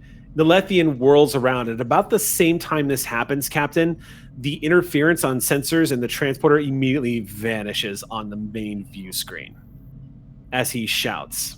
The next course of action, I'm going to spend 3 points of threat.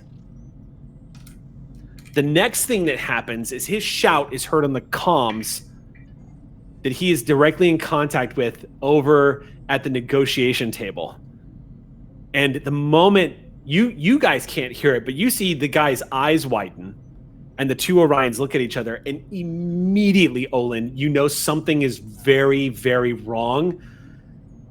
And then you feel to your left, you feel Prawl spike.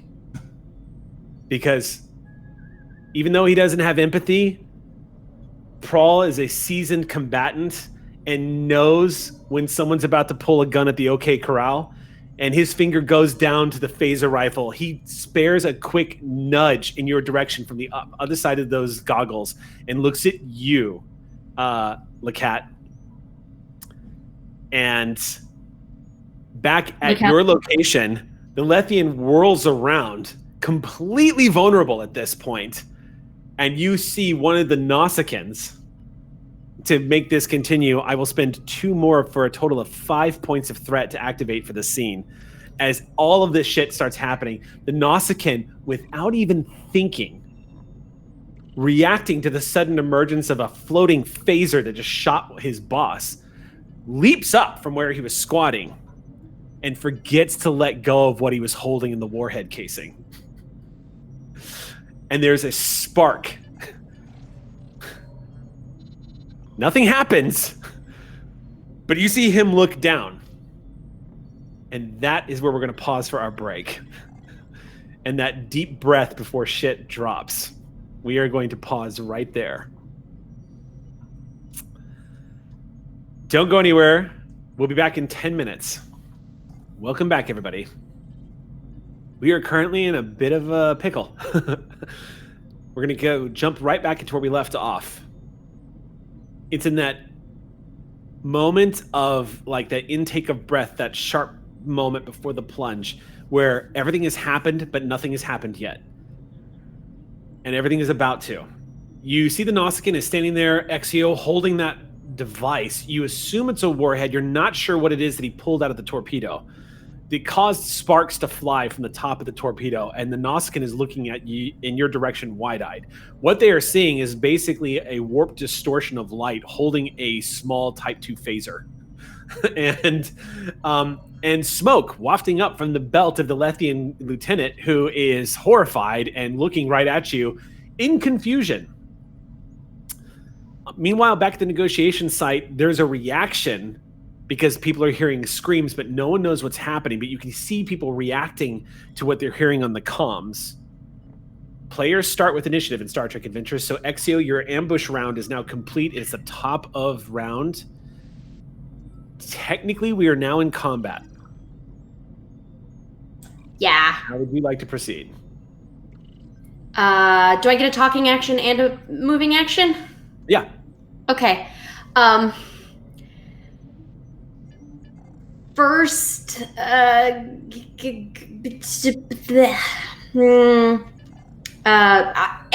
captain's watching, so I guess just like open comms now that I've been spotted, and given the official all clear, Captain, whichever you want to take, and then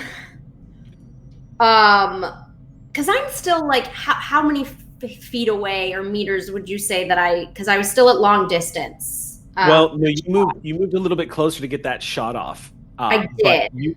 But we still had me roll at a long distance range. I had you spend 2 points of momentum to compensate for the fact you were making a called shot on a small object on his belt.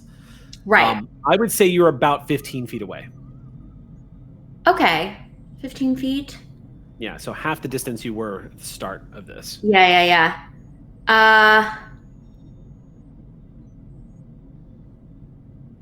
Well, I mean, at this point, all I want to do is redisguise where I am, to at least make it a little more difficult to get a precise shot on me. Yeah. So immediately reholster with my arm behind my back so it's still on the weapon, and then like zigzag bolt to the left. Okay, so you're basically going to use this as a way of dodging. Yeah, I'm pre-dodging. In that case, I'm going to have you roll. In that case, I'm going to have you roll fitness and security. Oh boy! At a difficulty of 1, it's going to be contested against the Lethian. This is my worst roll. We have so much. I'm going to spend a momentum. We do. We have plenty because we used all the floating ones earlier. Yep. And I just got us back 3. So. Tell me what you rolled.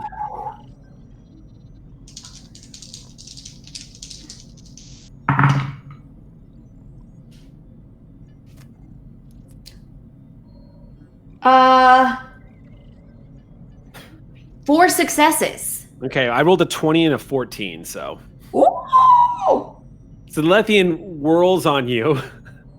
Go ahead and mark down that momentum. The Lethian whirls in your direction and immediately spots and then immediately loses sight of you as you bolt. You're just too hard to understand what he's looking at. This distortion kind of like zigzags into the desert. You manage to put the phaser in front of you, so he loses sight of that and starts screaming in his tongue. The universal translator going off, but he's basically yelling at the Nausicaans to kill you. And the Nausicaans have no idea what he's talking about. They have no idea what's going on. So that's your action. On the other side of the field, actually, it's their turn. So I think what we're going to do, because they're going to react to what just happened. So instead of switching of the scene, the Lethian is just going to make a Hail Mary shot in your direction. Great. With his disruptor pistol. Am I rolling against it? You or are. Or does that just lower or raise their difficulty, the roll I just had? I think the way I want to handle this is I'm going to raise the so the baseline difficulty for a contested roll is always 1. I'm going to raise the baseline to 3 for him. So, so he has to at least score 3 successes to have a chance at hitting you, and that's going to be subtracted from by the number of successes you rolled. So, how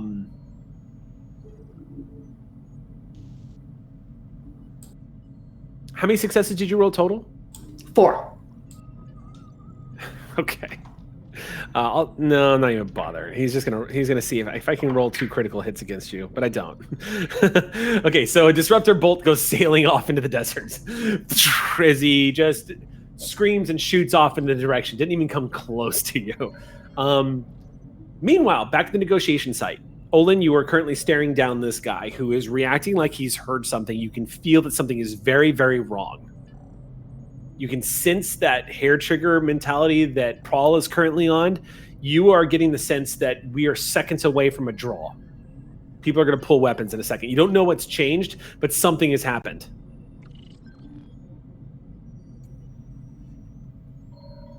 All right. Okay. You have about an action to do something here. I need everyone to take a breath before things get out of hand. We need to remember why we are here. We need to remember what the priority is. You get what you want. We get what we want. No one dies. Right now, everyone can still walk away from this. Make a presence command roll. I'd like to use my talent to diffuse the tension to buy an extra die, please. Holy shit, if there was ever a more appropriate time to use anything called diffuse the tension, this would be it. All right, I'm going to roll for him. I mean, especially when the description is literally whenever you attempt a task to persuade someone not to resort to violence, you may add a bonus d20 to your dice pool. So... Okay. Okay, and then of course, I'm using my diplomacy focus, my negotiations focus, all that good stuff. I've already burned a value, so I can't do it again.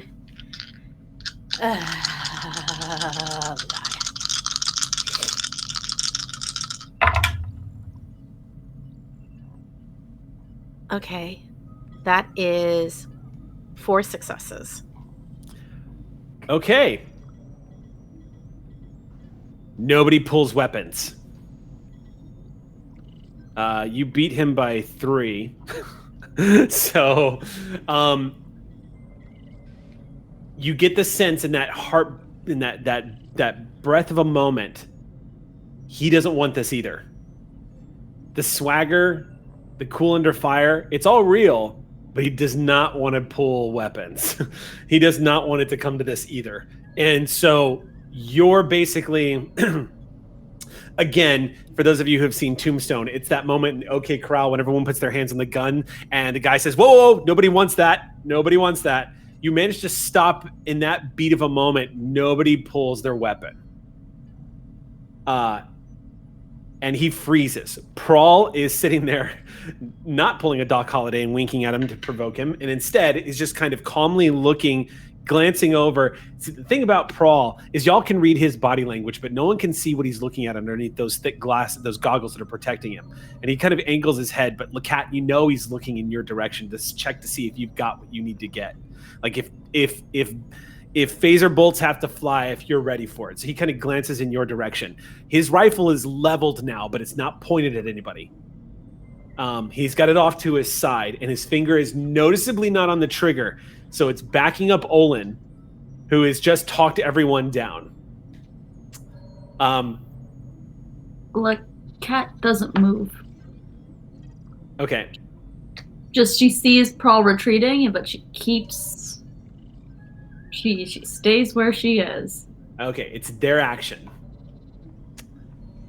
I'm going to spend 4 threat. Okay. You're not sure. In hindsight, looking back on this day, you can only suppose that Knighton chose to do this because maybe he thought the other torpedo was compromised. You're not entirely sure what motivated him. Maybe it was a moment of panic. But Olin, just as you disarm everybody and keep these guys from using their round to open fire on you all, you hear the telltale signs of an energy signature humming, and everybody, including the guys in front of y'all that are holding the kid, look down in shock as the torpedo begins to beam off the planet. Now, in those precious few seconds, as Knighton is clearly trying to beam that torpedo up, two things occur to everybody there. One, this is an act of desperation, and two, there's a 50-50 chance that torp is going to explode now. And in mid-transport, sure enough. Yeah, Olin, as soon as that happens, immediately launches themselves at the child. You throw yourself... in order to protect them. As you throw yourself at the kid, the last thing you hear before your ears are filled with the roar of a noise that just leaves you ringing is the sound of Prawl shouting at you. There's a purplish bright light and then a roar. On the sensor screen on the bridge, Captain, you see a small flicker of light and a miniature detonation taking place at the first location. The torp explodes in mid-transport. You, from your location, Exio, can hear in the distance the...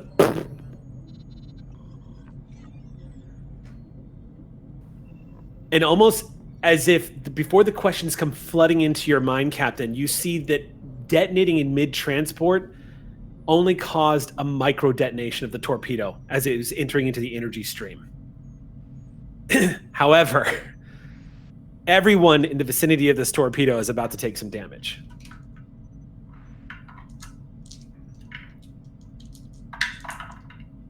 So, everyone get to sick bay. Yeah, if my body shielding the child gives that child any sort of advantage against that damage, it I does. will happily. You are essentially functioning as body armor for the child right now. Everybody is going to take 4 points of stress damage from the explosion, except Olin, who I have to roll individually for.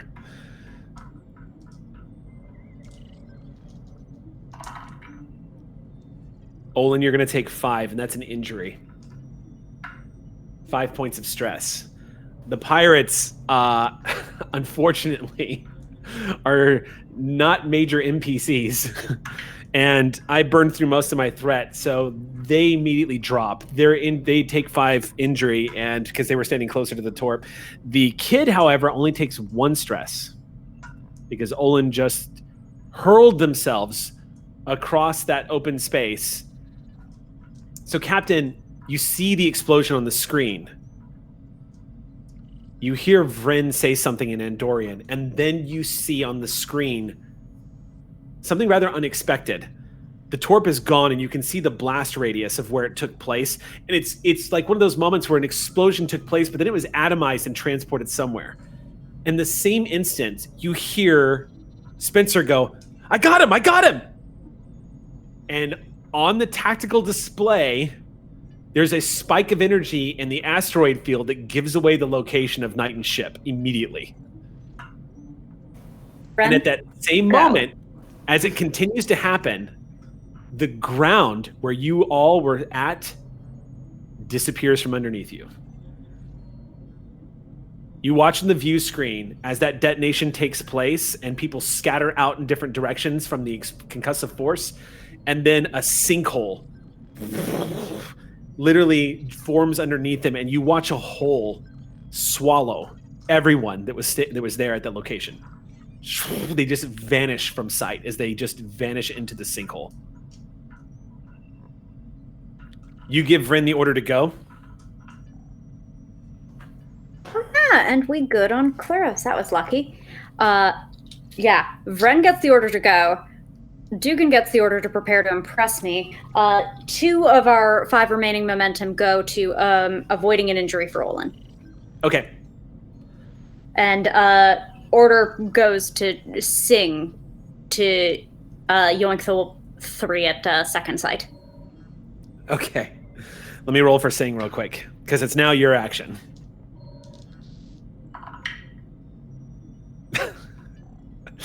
The dice love you guys and hate my enemies. I rolled a natural 1 and a 13. Sing, basically, it's an easy transport. As you stiffen Exio and you hear the popping sound of the explosion, I carelessly turn my back to look back at the site and reveal where I am based on my gun. And then... Funny enough, they're not looking at you. The Lethian is looking down at his hands, and you hear him say, "Oh, no." And they beam off. You see the telltale signs of a Federation transporter as all 3 of them vanish before your eyes.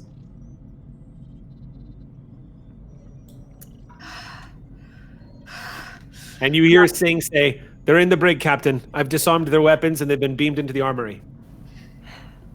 Beautiful work. Diagnose and stabilize if you can. Exio. First sight, report. Nothing. Keep me posted, Captain. Keep me posted.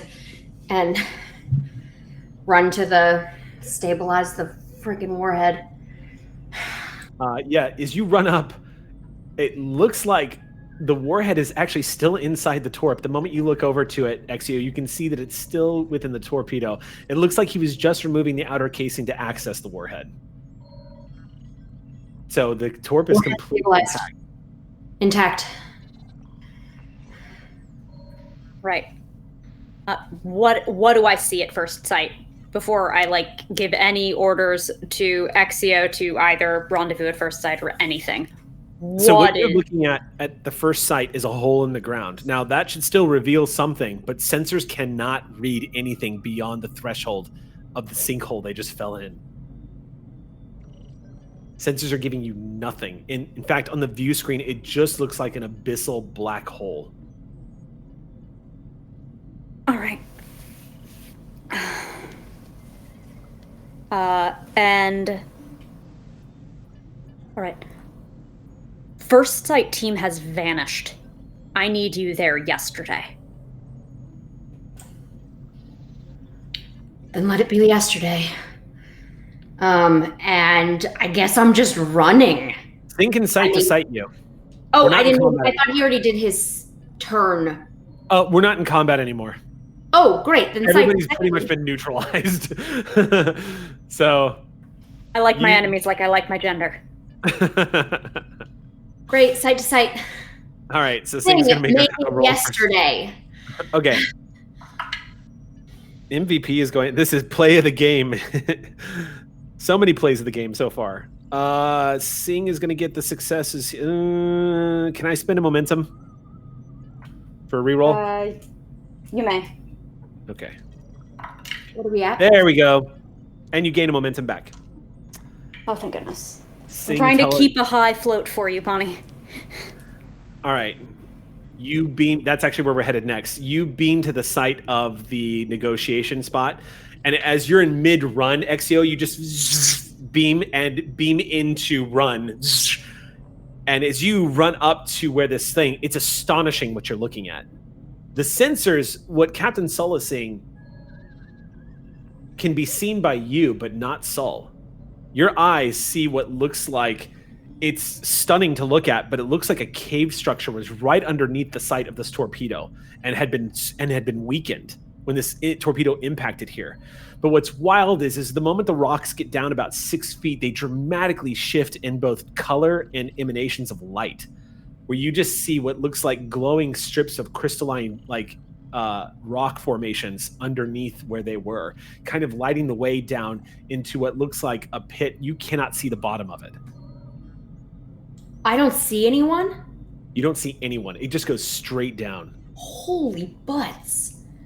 I guess I'm jumping in, aren't I? You don't take fall damage. I know. It's true. Yeah, I'm going down. You throw yourself into the hole. Yeah, phaser, hand on phaser though, still. So the moment Exio crosses the threshold of the top of that hole, they vanish from sensors before they even start to drop. You just see them disappear. And you lose contact with Exio. Okay, we're starting. Damn. On the bridge, no one is looking right now. No one can see her.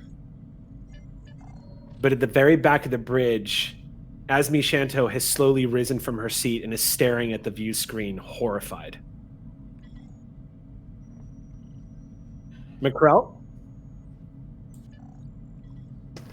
I will say really quickly, you at least, before I disappear, I assume you get the feed of the hole and then me jumping into it. Right? Yeah. Yes, I know but- exactly what you've done. It doesn't mean I'm happy about any of it. I know. At least it wasn't like I got beamed and then disappeared. You got beamed, you saw, and then an action I did caused me to disappear. That is true. Frightening. That all showed up on the view screen. You said, "Oh, good, Exio's safe." Oh my God! It's kind of.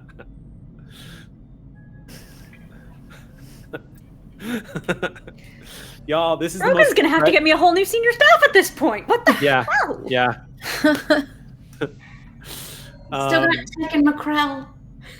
And in sickbay, you can just be like, "Oh, all my crew is fine. Everything is great.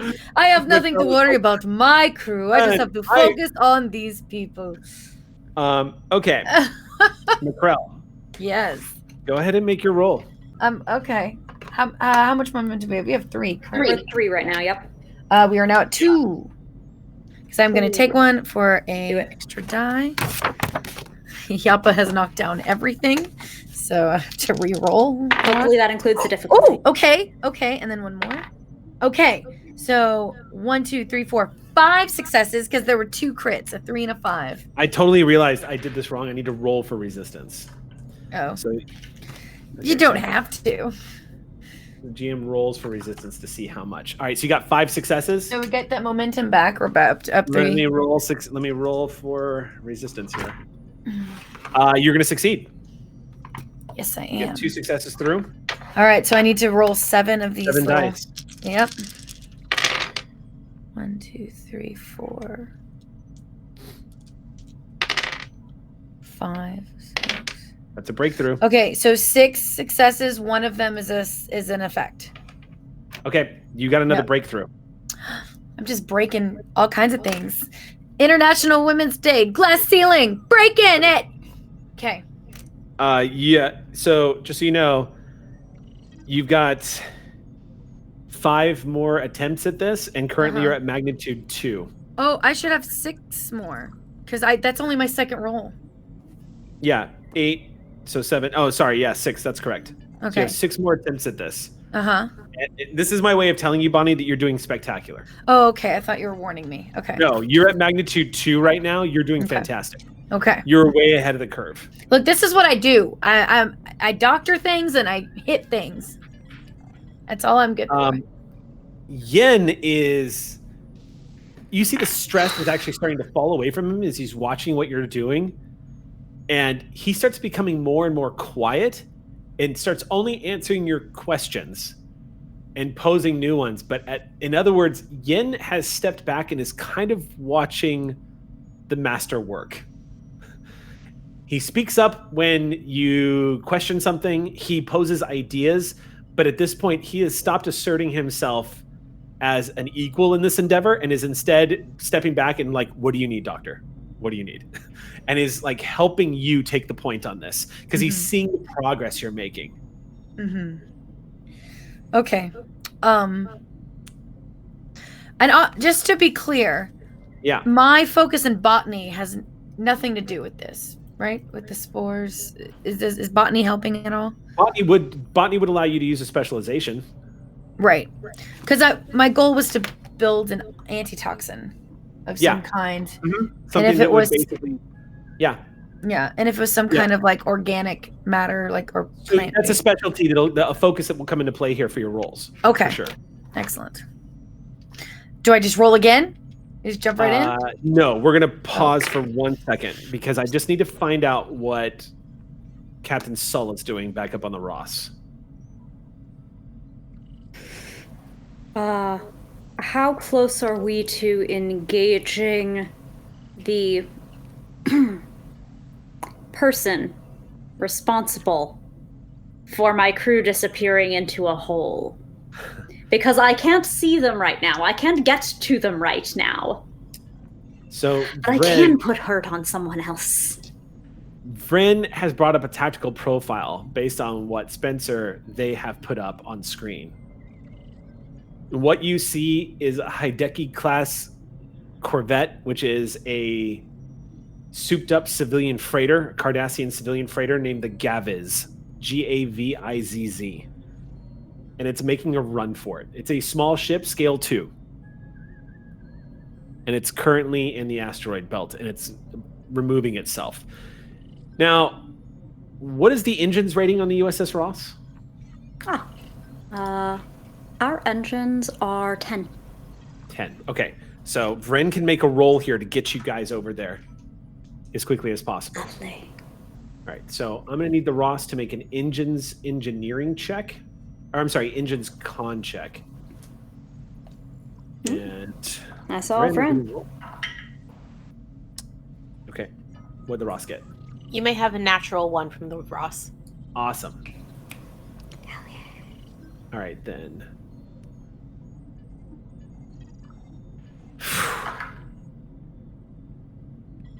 Okay, the Ross starts moving immediately in the direction of the asteroid as Vryn begins to accelerate the Ross to over half impulse.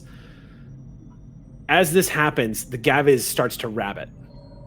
And the first thing that comes to mind, just so you know, like, as the technical readout comes up on screen, the Gaviz has engines of 11 and a con of 3. This is a fast little ship.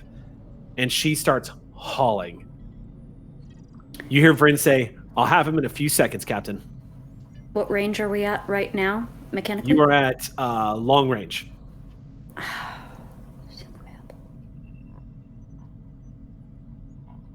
Let's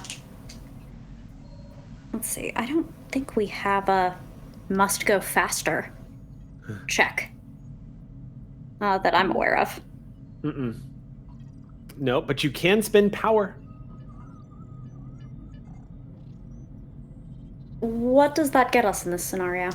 So typically spending power usually just adds dice to a pool. Right. What we could do is if you want to spend a point of power, we can just add that to, we can just say for this instance of trying to catch up at the speed that you want to get to him. If the Ross wants to spend a point of power, then I'll just give Vryn another die to roll and say the Ross kicks up to full impulse power to catch up with this guy. And that'll move you into medium range. Medium range isn't good enough. You know what works optimally at long range, Eric? What's that? Torpedoes? I hate them so much. I would never fire them at another vessel. But those guys are in the middle of an asteroid field, and it sure would be hard to maneuver. And sure would slow them down. If there were suddenly a pile of asteroid rubble in front of them. It's still going to give me threat. However... Which is one of the reasons why I detest torpedoes so bloody much. All right. But Ross, they seem to like them. Give the order. So I think we best ought to show them. All right. The Ross goes to red alert. As weapon systems come online, shields go up. Tactical Dugan nods to you and says, "Aye, Captain." And I'm going to switch to my red dice. And do you want to spend any momentum on this? We're going to have to, because I as much as I would love to take this shot, I will have faith in my crew, even though I know that their stats aren't You need to have faith of the heart, Captain Sull. It's been a long run. Dugan, redirect that torpedo. I have a new destiny. That's a hit. That is a direct hit. All right, so what's the damage rating on the Ross's torpedoes? You're firing at And this. is the Ross rolling anything? The Ross still needs to roll. Weapon security. Thank you. Our photon torpedoes are worth 5 because torpedoes are terrible. But they have... Our phasers are 8. What is even the point of it? It's fine. It's fine. You know what? It's fine. They're flavorful. They make things... Breaching is the point of torpedoes. Oh, so we get an extra success from Ross. Thank you, Ambassador. Okay. Man. So And what's the damage Ross on is the rolling torpedoes? nicely today. No intel tech. What's the damage on those torpedoes? 5. Yeah, breaching is the point of torpedoes. They cause things inside a ship to explode. It's all about smashing through. What are the effects on the torpedo? I think it's high yield, correct? Yes. Okay. All right. A single photon torpedo launches from the Ross's forward torpedo bay. The first time you guys have ever fired torpedoes, if I remember correctly. But photon torpedo launches, immediately you see this red spark launch from the Ross and sail off into the asteroid field. And a second later, an asteroid impacts with the kinetic force of this antimatter warhead and explodes into a hailstorm of deadly rocks that spread all across the field of this ship's flight path. And on his action, he's going to have to try to maneuver out of that. And that's I'm going to go ahead and set the difficulty of that at 4. And I'm going to spin that lovely threat that I got just now to add an extra die to the roll. And how much momentum did Dugan get us? I know we were up to 4 based on successes I saw from Ross. He got you 1. Wait, how many successes Ross roll again? One roll, right? 1 success from Oh, Ross. then you got 2. 2 momentum. That brings us all the way back up then. Okay, cool. Okay. I'm going to roll. Okay. So his shields take the brunt of that damage. His shields drop down to 2 points left in his shields. They have a shields of 5. It's a small ship. But he's still going. Undeterred in speed? Yeah. He basically charged through and basically let his shields eat the damage of the rocks that are smashing into the side of his ship, weakening the shield significantly. Yep. Let's cut to, while this is happening above the sky, the impact of Exio hitting the bottom of this hole. What's amazing to you, Exio, is when you hit the bottom of the hole, it feels like you just hopped off of a stool.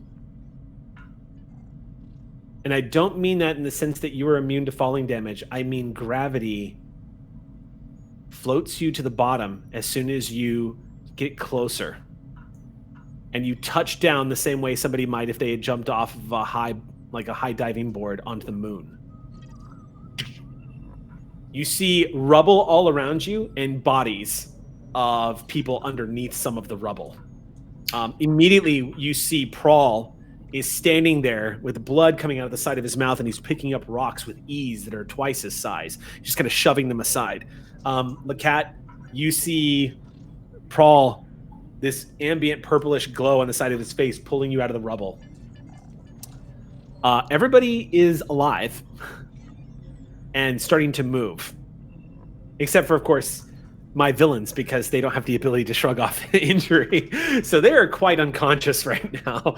But the crew... I do have a question. Yeah. Because this is the first time I've taken an injury in this game ever. I don't know what it means when we negate the injury. So what that means is you're still injured, but you are still in this. It means you can still get up, you can still move around and take actions, but you were injured. If you took a second injury, you'd be in deep shit. Well, I'd be dead. We paid to ignore the injury. You did, but the injury still counts. So then We you can can't ignore do- the it's- effect. You're essentially ignoring the effects of an injury. Lets you keep going. I believe that's for the determination spend, the shrug off. Let's double check. It's different from the momentum spend, which can be done a limited number of times. In both cases, you still take the stress damage. I think you're right. Let's double check. It's been a while since we've had an injury on here. Been a while. It has indeed. Let's see. That's here we go. Which is fine by me. The crew could just never get injured, and that would be lovely. Twice. Security rating. I know, it wouldn't give you anything to do, Damage. Macrell. Don't. Go. Macrell's like, don't Look, you're take doing this fine. away from me. Go cure things. Yeah, you're doing really well. Okay.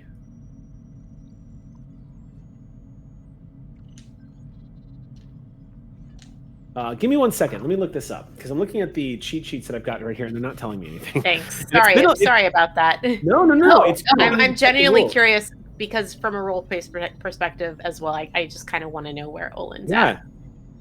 No, it's good. It's been so long. In playing Star Trek Adventures, it has been so long since we have actually had an injury. So it's great that we get to check this again. It's super important. Plus, it helps us as a group remember next time. There it is, 104. Okay.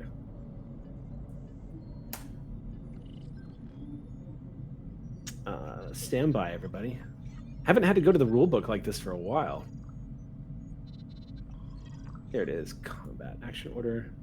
Avoiding an injury prevents the injury from happening. The character suffers no effects from being injured and may continue to act as normal, but it does not remove any other effects from the attack. Stress is still lost.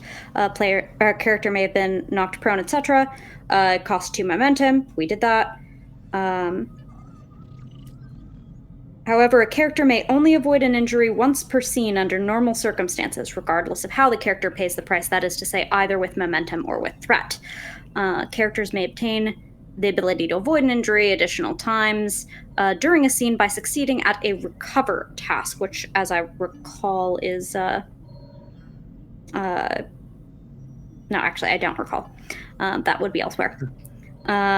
Successful task allows the character to gain 1 additional chance to avoid an injury for that scene. You can't use that to stockpile extra chances. If you already have a chance to avoid injury, you can't gain an extra chance to use later. Right. And an unused chance left over at the end of a scene is lost. Right. So I still took the 5 stress. I'm just not acting as though I were injured.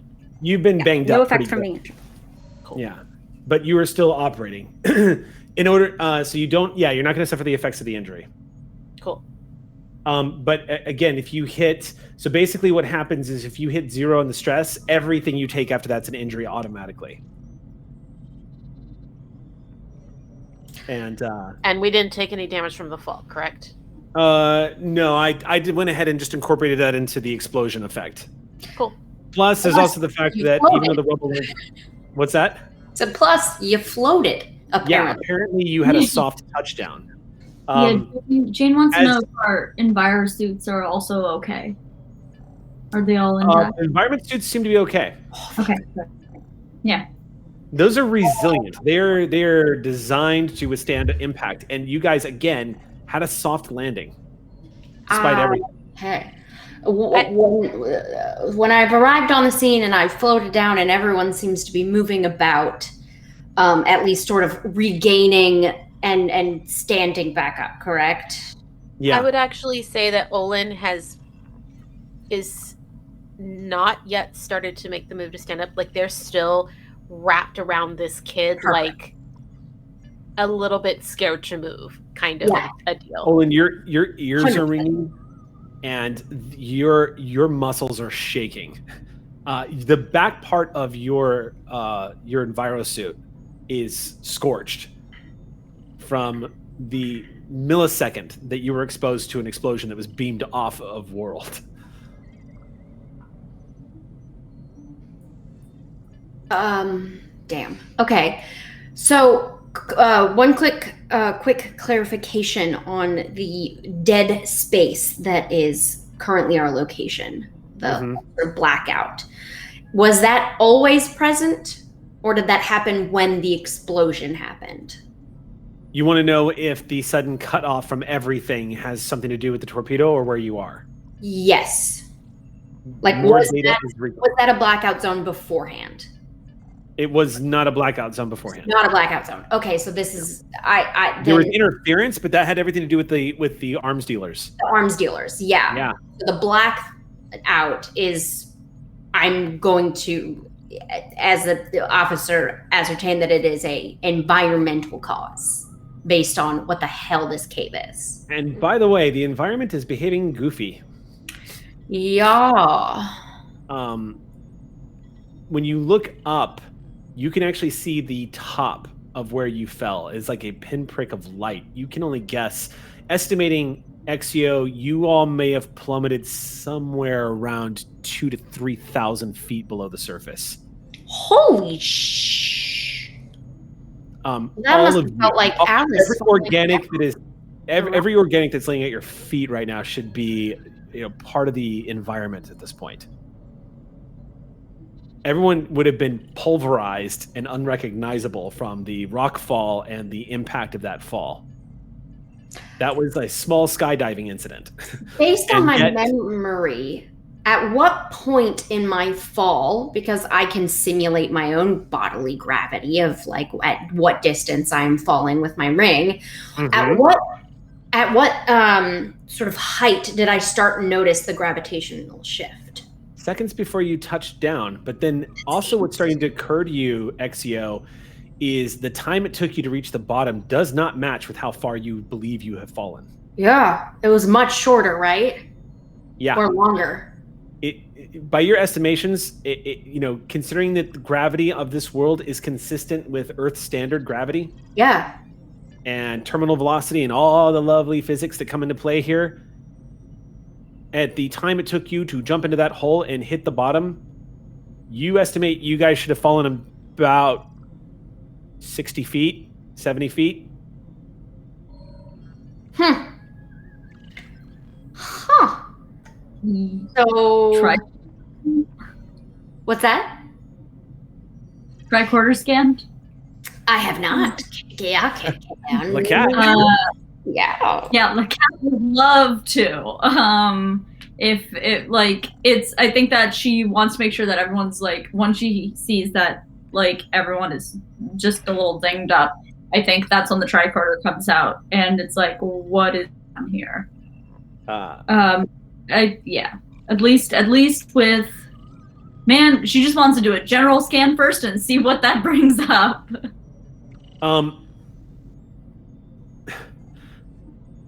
It starts occurring to Exio at about the same time you're seeing it, Lacat. Prawl has moved over to Ambassador Olin because Ambassador Olin is the VIP. Yes. And is immediately checking up on them. So two things, Lacat. As you open up your tricorder and looking around, the first thing you see is the tricorder is going every which way. Sensors look like they are struggling to scan what's around you. You can still make a roll, however. You still have the opportunity to make a check. I would love to make a check. She's talking directly to Exio right now and is like, Commander, I don't know how much use the tricorder is going to be, but let's see. And yeah, I'd love to roll just a reason science. Yep, reason science. The difficulty of this is 5. I instinctually look down at my ring as the tricorder starts making sounds. Is this affecting me at all? No, it doesn't seem to be. Great. And the difficulty 5 is not reduced by the tricorder as it is currently on the Fritz. And to balance that out, I'll spend a point of threat. Okay. I will spend determination or whatever you want to do. You can assist. I will assist you as well with one of my talents, if I can. Can I sort of give an order of like, figure out where we are while while we assess and get the civilians to safety. Yeah.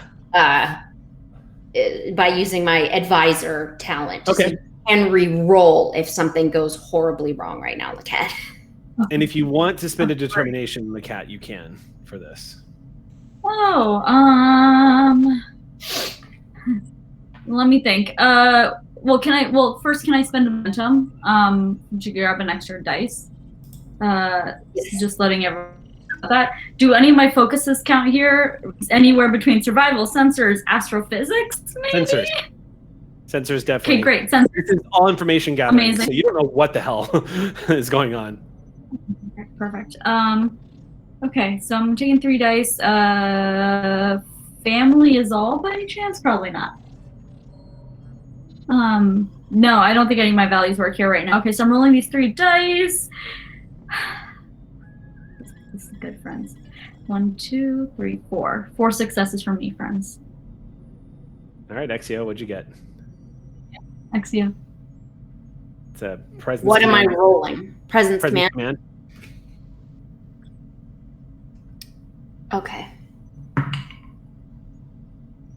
Can my command focus come into this? Considering this is an emergency situation, I would say yeah. Then 2 successes from Exio. Okay. So that will give you a momentum. You guys gain a momentum. Lacat, the tricorder is going. The tricorder is struggling to actually get the information input. And instead of fighting it, you look for those spikes where the power levels are normalized before they drop and dip again and spike again. And you use those moments to try to start piecing together data. And so you're only getting fractions of what's going on around you. But as you've given this order, Exio, your eyes drift, looking up at where you guys fell from. Mm-hmm. And Lacat, you too, looking around, just following where the tricorder is pointing you, you and Exio find your eyes drifting up towards the ceiling, where you see a sight that defies true artistic expression. It, for the lack of a better way of saying it, above your heads, growing upon what looks like a glowing rock-faced ceiling, is a rainforest. You see what appears to be trees of ancient origin glowing with this ambient blue bark growing from the ceiling. The branches and the vines that hang from them are hanging in the opposite direction of which y'all are standing, giving you this disorientation effect of making it feel like you guys are standing. You are the upside down man in the pond right now.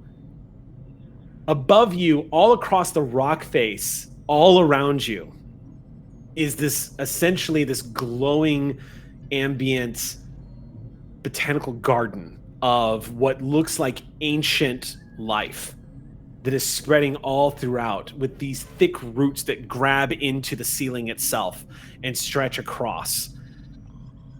Some of these trees, according to the tricorder, look like they have grown from the rock, like the silicates in the rock themselves have been contorting and conforming and then eventually transforming into organic material that now becomes this sort of breathing, living creature.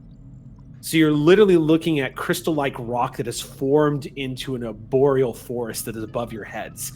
If you squint and imagine it, just the pinpoints of light from the blue bioluminescence coming off the leaves, it might look like a beautiful starry sky scattered across the entire ceiling of this great cavern, of which is hundreds and hundreds of feet above your head, possibly about 600 to 800 feet up. That's not all the information you get. Yeah, that's amazing. Please keep going.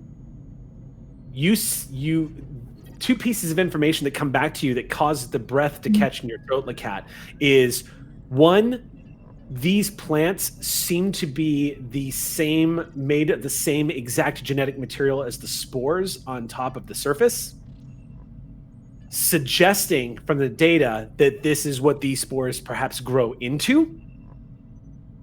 But what's startling to you is you are seeing species of plant life here that are exact duplicates. The same species of plant life you found on a planet in the Shackleton Expanse when you guys were chasing down the crystalline entity. That one world that was a paradise that was supposed to be a refuge of where some of these plant life that had once gone extinct from the galaxy eons ago. You find them here above your head right now, growing in a native environment, uncared for, untended, upside down, in a bizarre environment where the gravity is not acting as normal. It makes no sense. You guys are staring at a puzzle, and it's kind of awe-inspiring.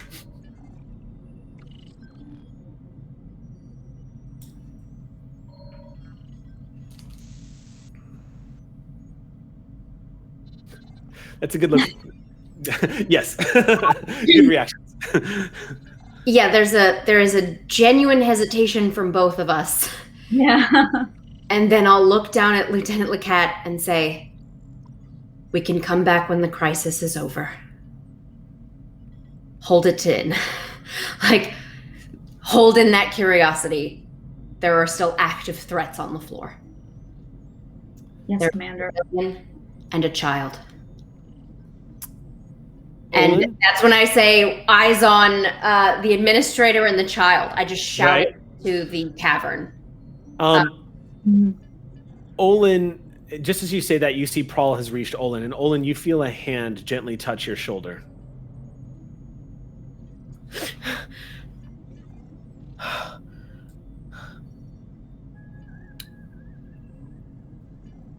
He squats down next to you, and Prawl looks at you and says, "Can you feel your toes?" Yes. That's a good first sign. You feel movement underneath you as the kid angles his head to look up. And you just hear him weakly say in a terrified voice, "What happened?" I'm not sure. I think we fell. Can you feel your toes? Yeah.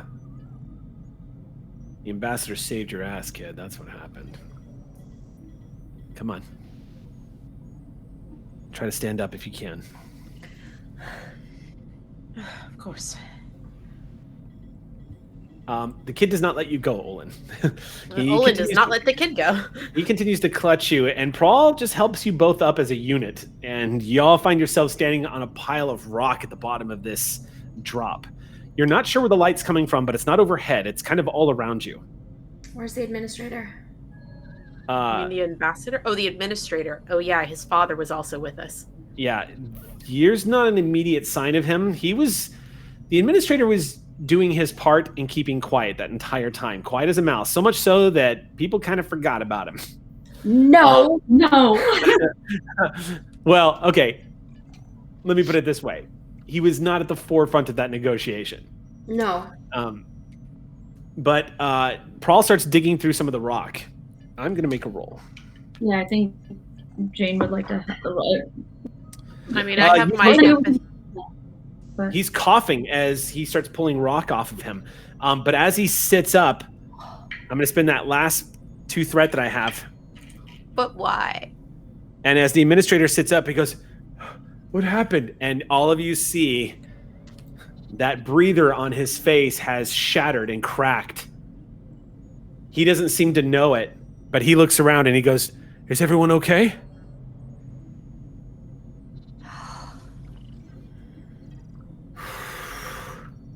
Oh my god. I think Olin just sort of gently shifts the kid's focus away from that as best they can. Yeah. Like kind of starting to talk to them about like kind of doing a quick like bodily checkup, like verbal checkup. Well, like, all right, we've got your toes. How do your fingers feel? Olin, he has a reaction the moment he hears his father's voice. Right, I know. You see him go, "Dad?" And he struggles a little, squirms to get a look at his father. And as he turns and sees his dad, he kind of like must, unless you want to try to restrain him. No, if he's trying to find locate his dad, I'm going to let him do that. He rushes over to his father immediately, kind of stumbles a little bit on the rocks, but immediately rushes into his father's arms. And his father hugs him, and you see recognition in his eyes. He goes, "Oh, thank the gods, thank the gods, thank the gods." And then his father, as he's rocking back and forth, in the corner of his eye, like when you get a hair on your face and you're trying to find out where it is so you can pull it off, he spots in the corner of his eye, half of his face mask is dangling off the side of his head. And he looks at it, and his eyes glance up to all of you, and he doesn't stop just saying, "Thank the gods." He doesn't react at all. You don't sense any fear from him at all, Ambassador.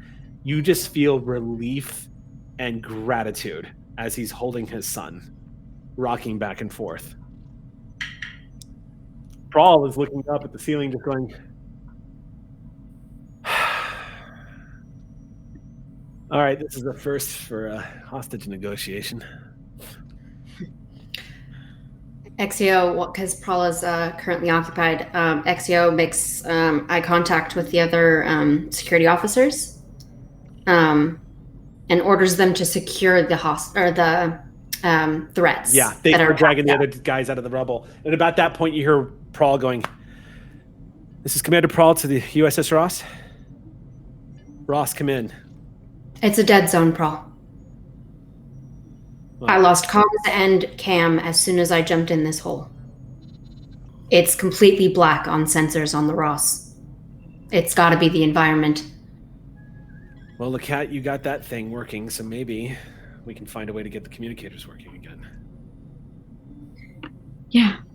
Lacat's considering like that mask is just like gone. There's no salvaging it from the looks of it. You right? could probably. There might be some repairing to the mask, but the damage is done. Okay. It's been exposed. It's been exposed. Great. Okay.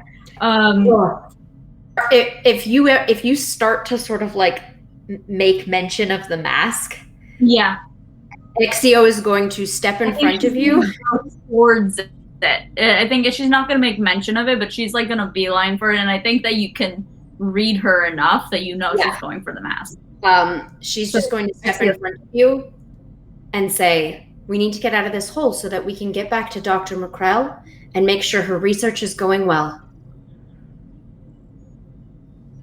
Olin, she gets what you're saying. My main objective is not freaking the kid out, as long as the kid hasn't figured it out yet.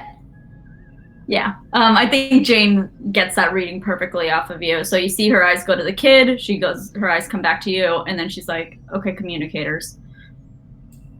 Let's see working." Olin,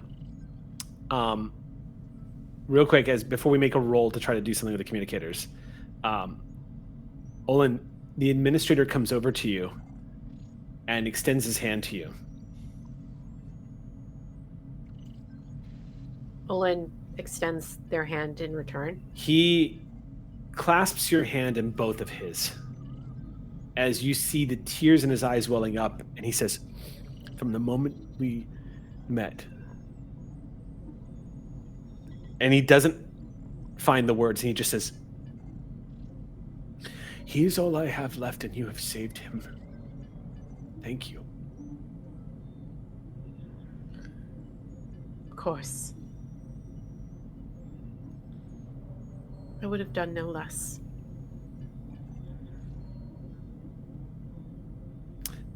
From the other side of the environmental shield of his helmet, you can just see Prawl give you a small smile as he checks the battery pack, the power pack on the phaser, and just goes, "Well, I'm not too good at jury rigging things. I'm no chief tech, but I've got some power to the phaser still, so if we need to use it." Anybody still remember their academy training? He just looks around. Yes. Good. Because I'm going to need help with this. If you want to get those communicators working, he pulls his off and says, "Use mine. See if you can get it working." He hands it to you, Lacat. Says, "I'll help where I can." All right. Commander, she's talking to Exio. Yes. I didn't do very well in my comms class at the academy, so I will need all the help I can get on this. Okay. So she's gonna Lacat's gonna take the here. I think that because she was able to get her tricorder working, right? And she had moments of clarity with the tricorder. She'd love to try and use that data of like those peak moments and see if there's any like way she can like use those peak moments like tricorder to like, I guess like use the okay. I tell you what. See if she can like recreate. I really dig that you're taking narrative that I gave you and trying to MacGyver this. So I'll say this. This would be a create advantage spend on momentum, but I'm only going to charge you 1 as opposed to 2. Okay. Yay! So, awesome. Burn 1 momentum, and you can start work on this. It's not going to be right away. Great. Awesome. And you can probably get a signal out. We have 2 engineers still on site, correct? That's correct. They're currently guarding the They're with the security team right now.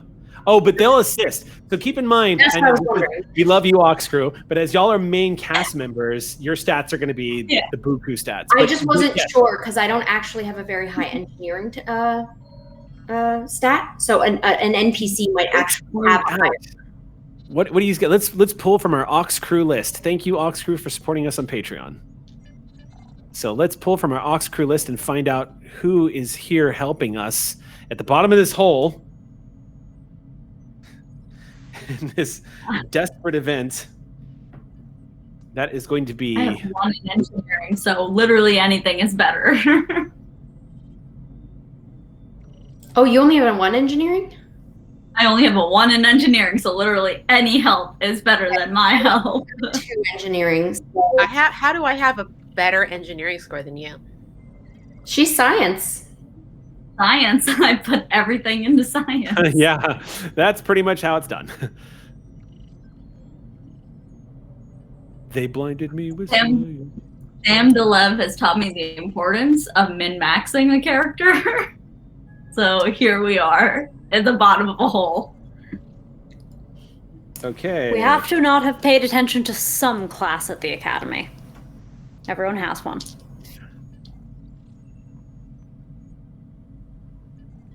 So tap half for this the reason mission. I went into intelligence is because I can't fly. You have Zayla Akaran, who is an ensign and a trill. She, her, and Sam Decker, a lieutenant human who specializes in computers. Well, there you go. First names, pronouns? He, him, and she, her. So Awesome. Sam Decker's he, him. And yeah.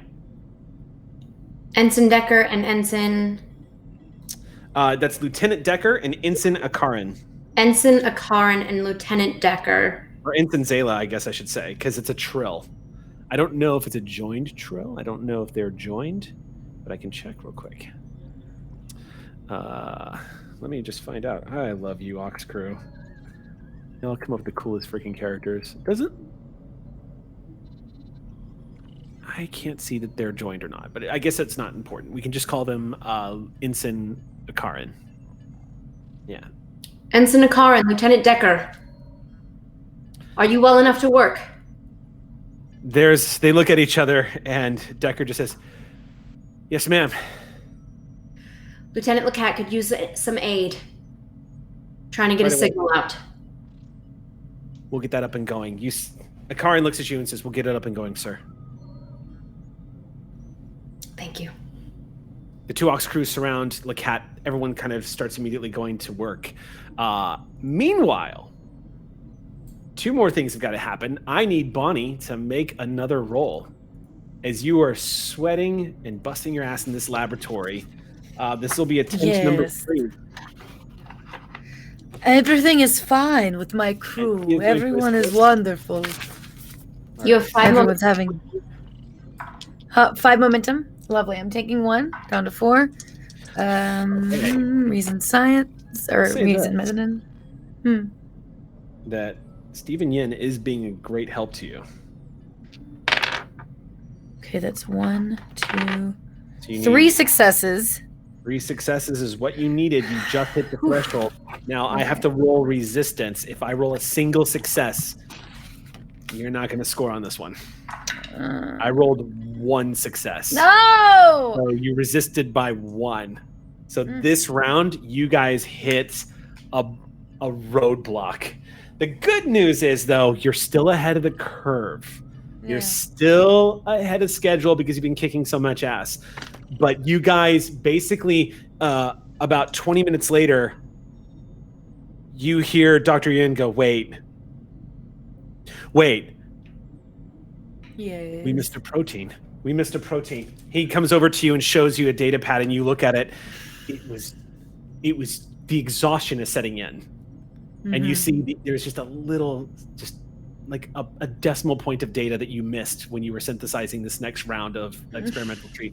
And just as you pull up the vial, you see that it's a null vial. Like this round of trying to synthesize is a complete bust.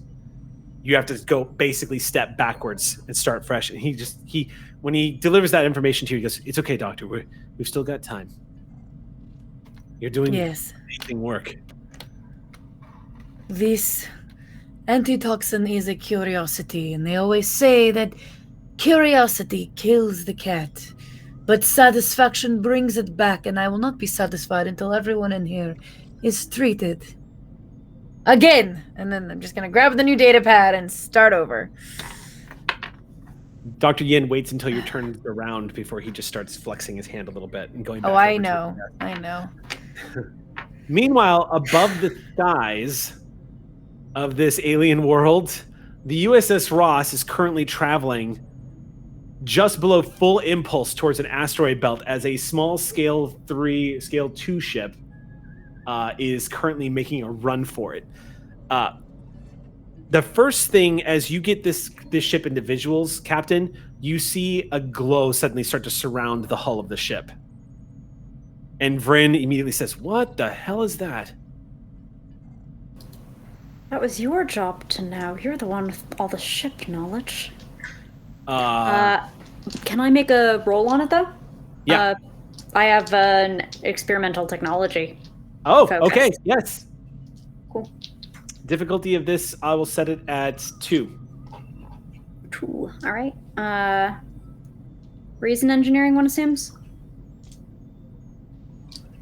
Yes. I think that's fair. I'd love control, but you know. But it stands to reason. Much in the way I do not. Yeah. The Ross can roll 11 here too. and a 2. All right, there we mind. go. That's 3 Never mind. successes. You've seen this once before.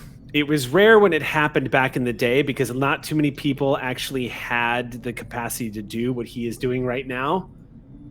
But Captain, I leave it to you. How do you react to this? But you realize for a second, what's he doing? And you realize he's polarized his hull. You will not be able to lock onto him with a tractor beam. Just so that it's noted, there were 2 successes from the Ross. Okay. Wonderful. That gets us all the way up and a floating momentum. So I'd love to actually use both of those. Gosh, Ross is fire today, Hockey. Good gravy. I'd like to use both of those to create an advantage. Okay. Seen it before. Okay. So that difficulties surrounding this hull plating will get knocked down by 1. Okay.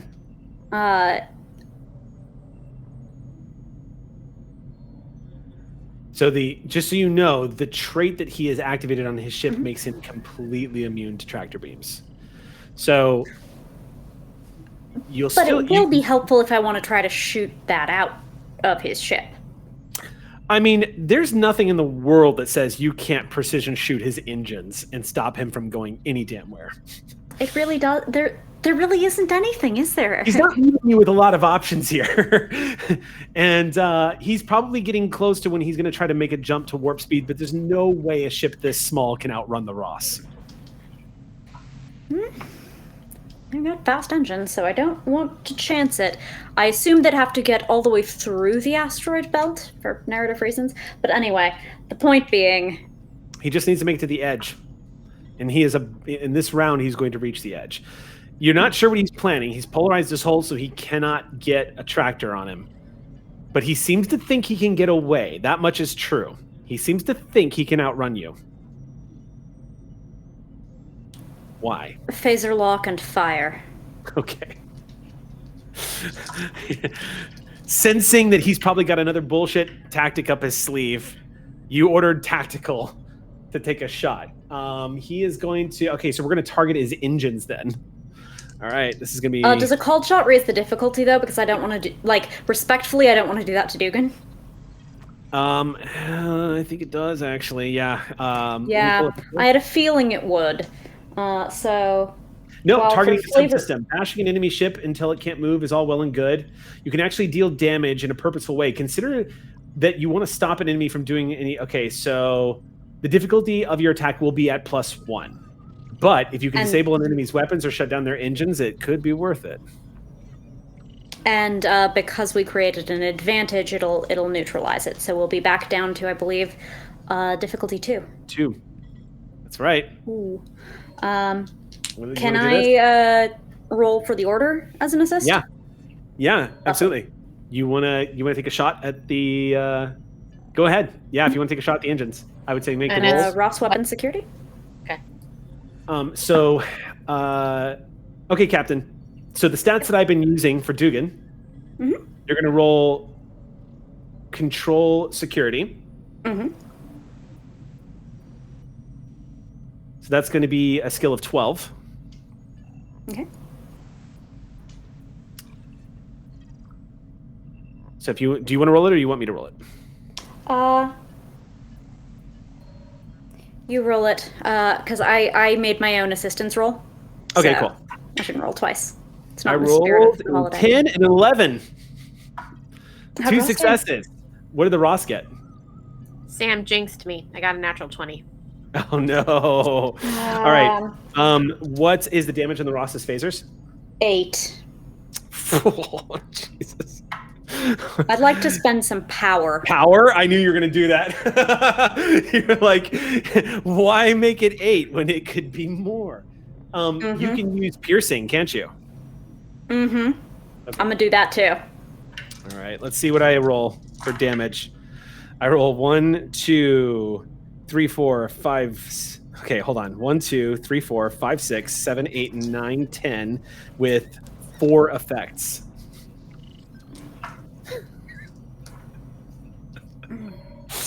That's 10 damage. That's going to go 5. That's going to kill his shields. That's 1 breach. A second breach for hitting the hull. You're using piercing, so it's going to ignore his resistance. That's going to be impacted on 2 for the scale. Let me just roll here. And there's versatile 1 on our phasers, isn't there? So we're going to get a momentum back as well. That's correct, yeah. So with the 2 down for piercing, 1 up on the shot, I have it at 5. 5 damage total? Right now. 5 breaches? No, 5 momentum right now. Oh, 5 momentum. I was like, 5. You have the damage, my friend. 1, 2. Well, I suppose they do, don't they? But yeah, the power numbers to increase. I think it's increasing dice, isn't it? So let's see. 5. So I'm sorry. How much damage did I say it was? 10. Before the power add. Right. 10, yeah, he suffers 2 breaches to his engines.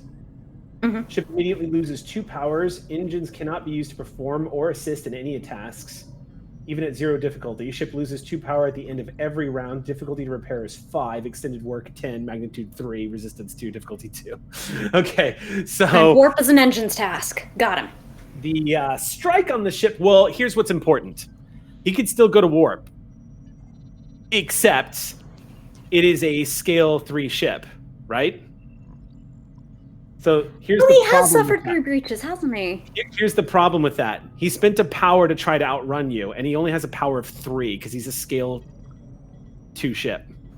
Tiny baby. So you basically dropped him to power 0. He cannot go to warp.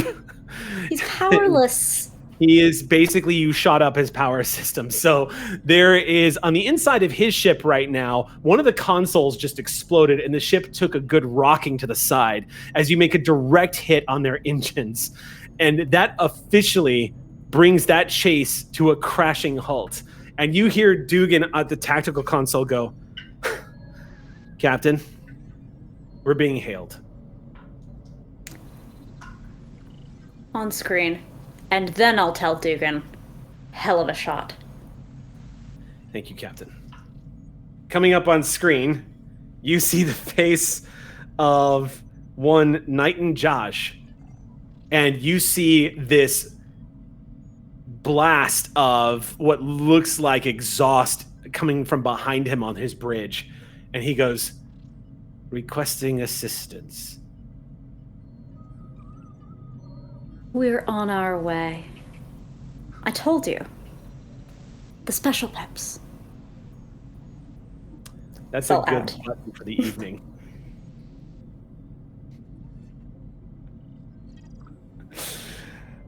That'll wrap us for tonight's session. Bam. Everyone get your treachery pips tonight. Everyone wear your treachery pips. 'Tis the season for the treason. Let's go. Oh, wow. That was a juggle of a game to run, but everyone did amazing. How much threat?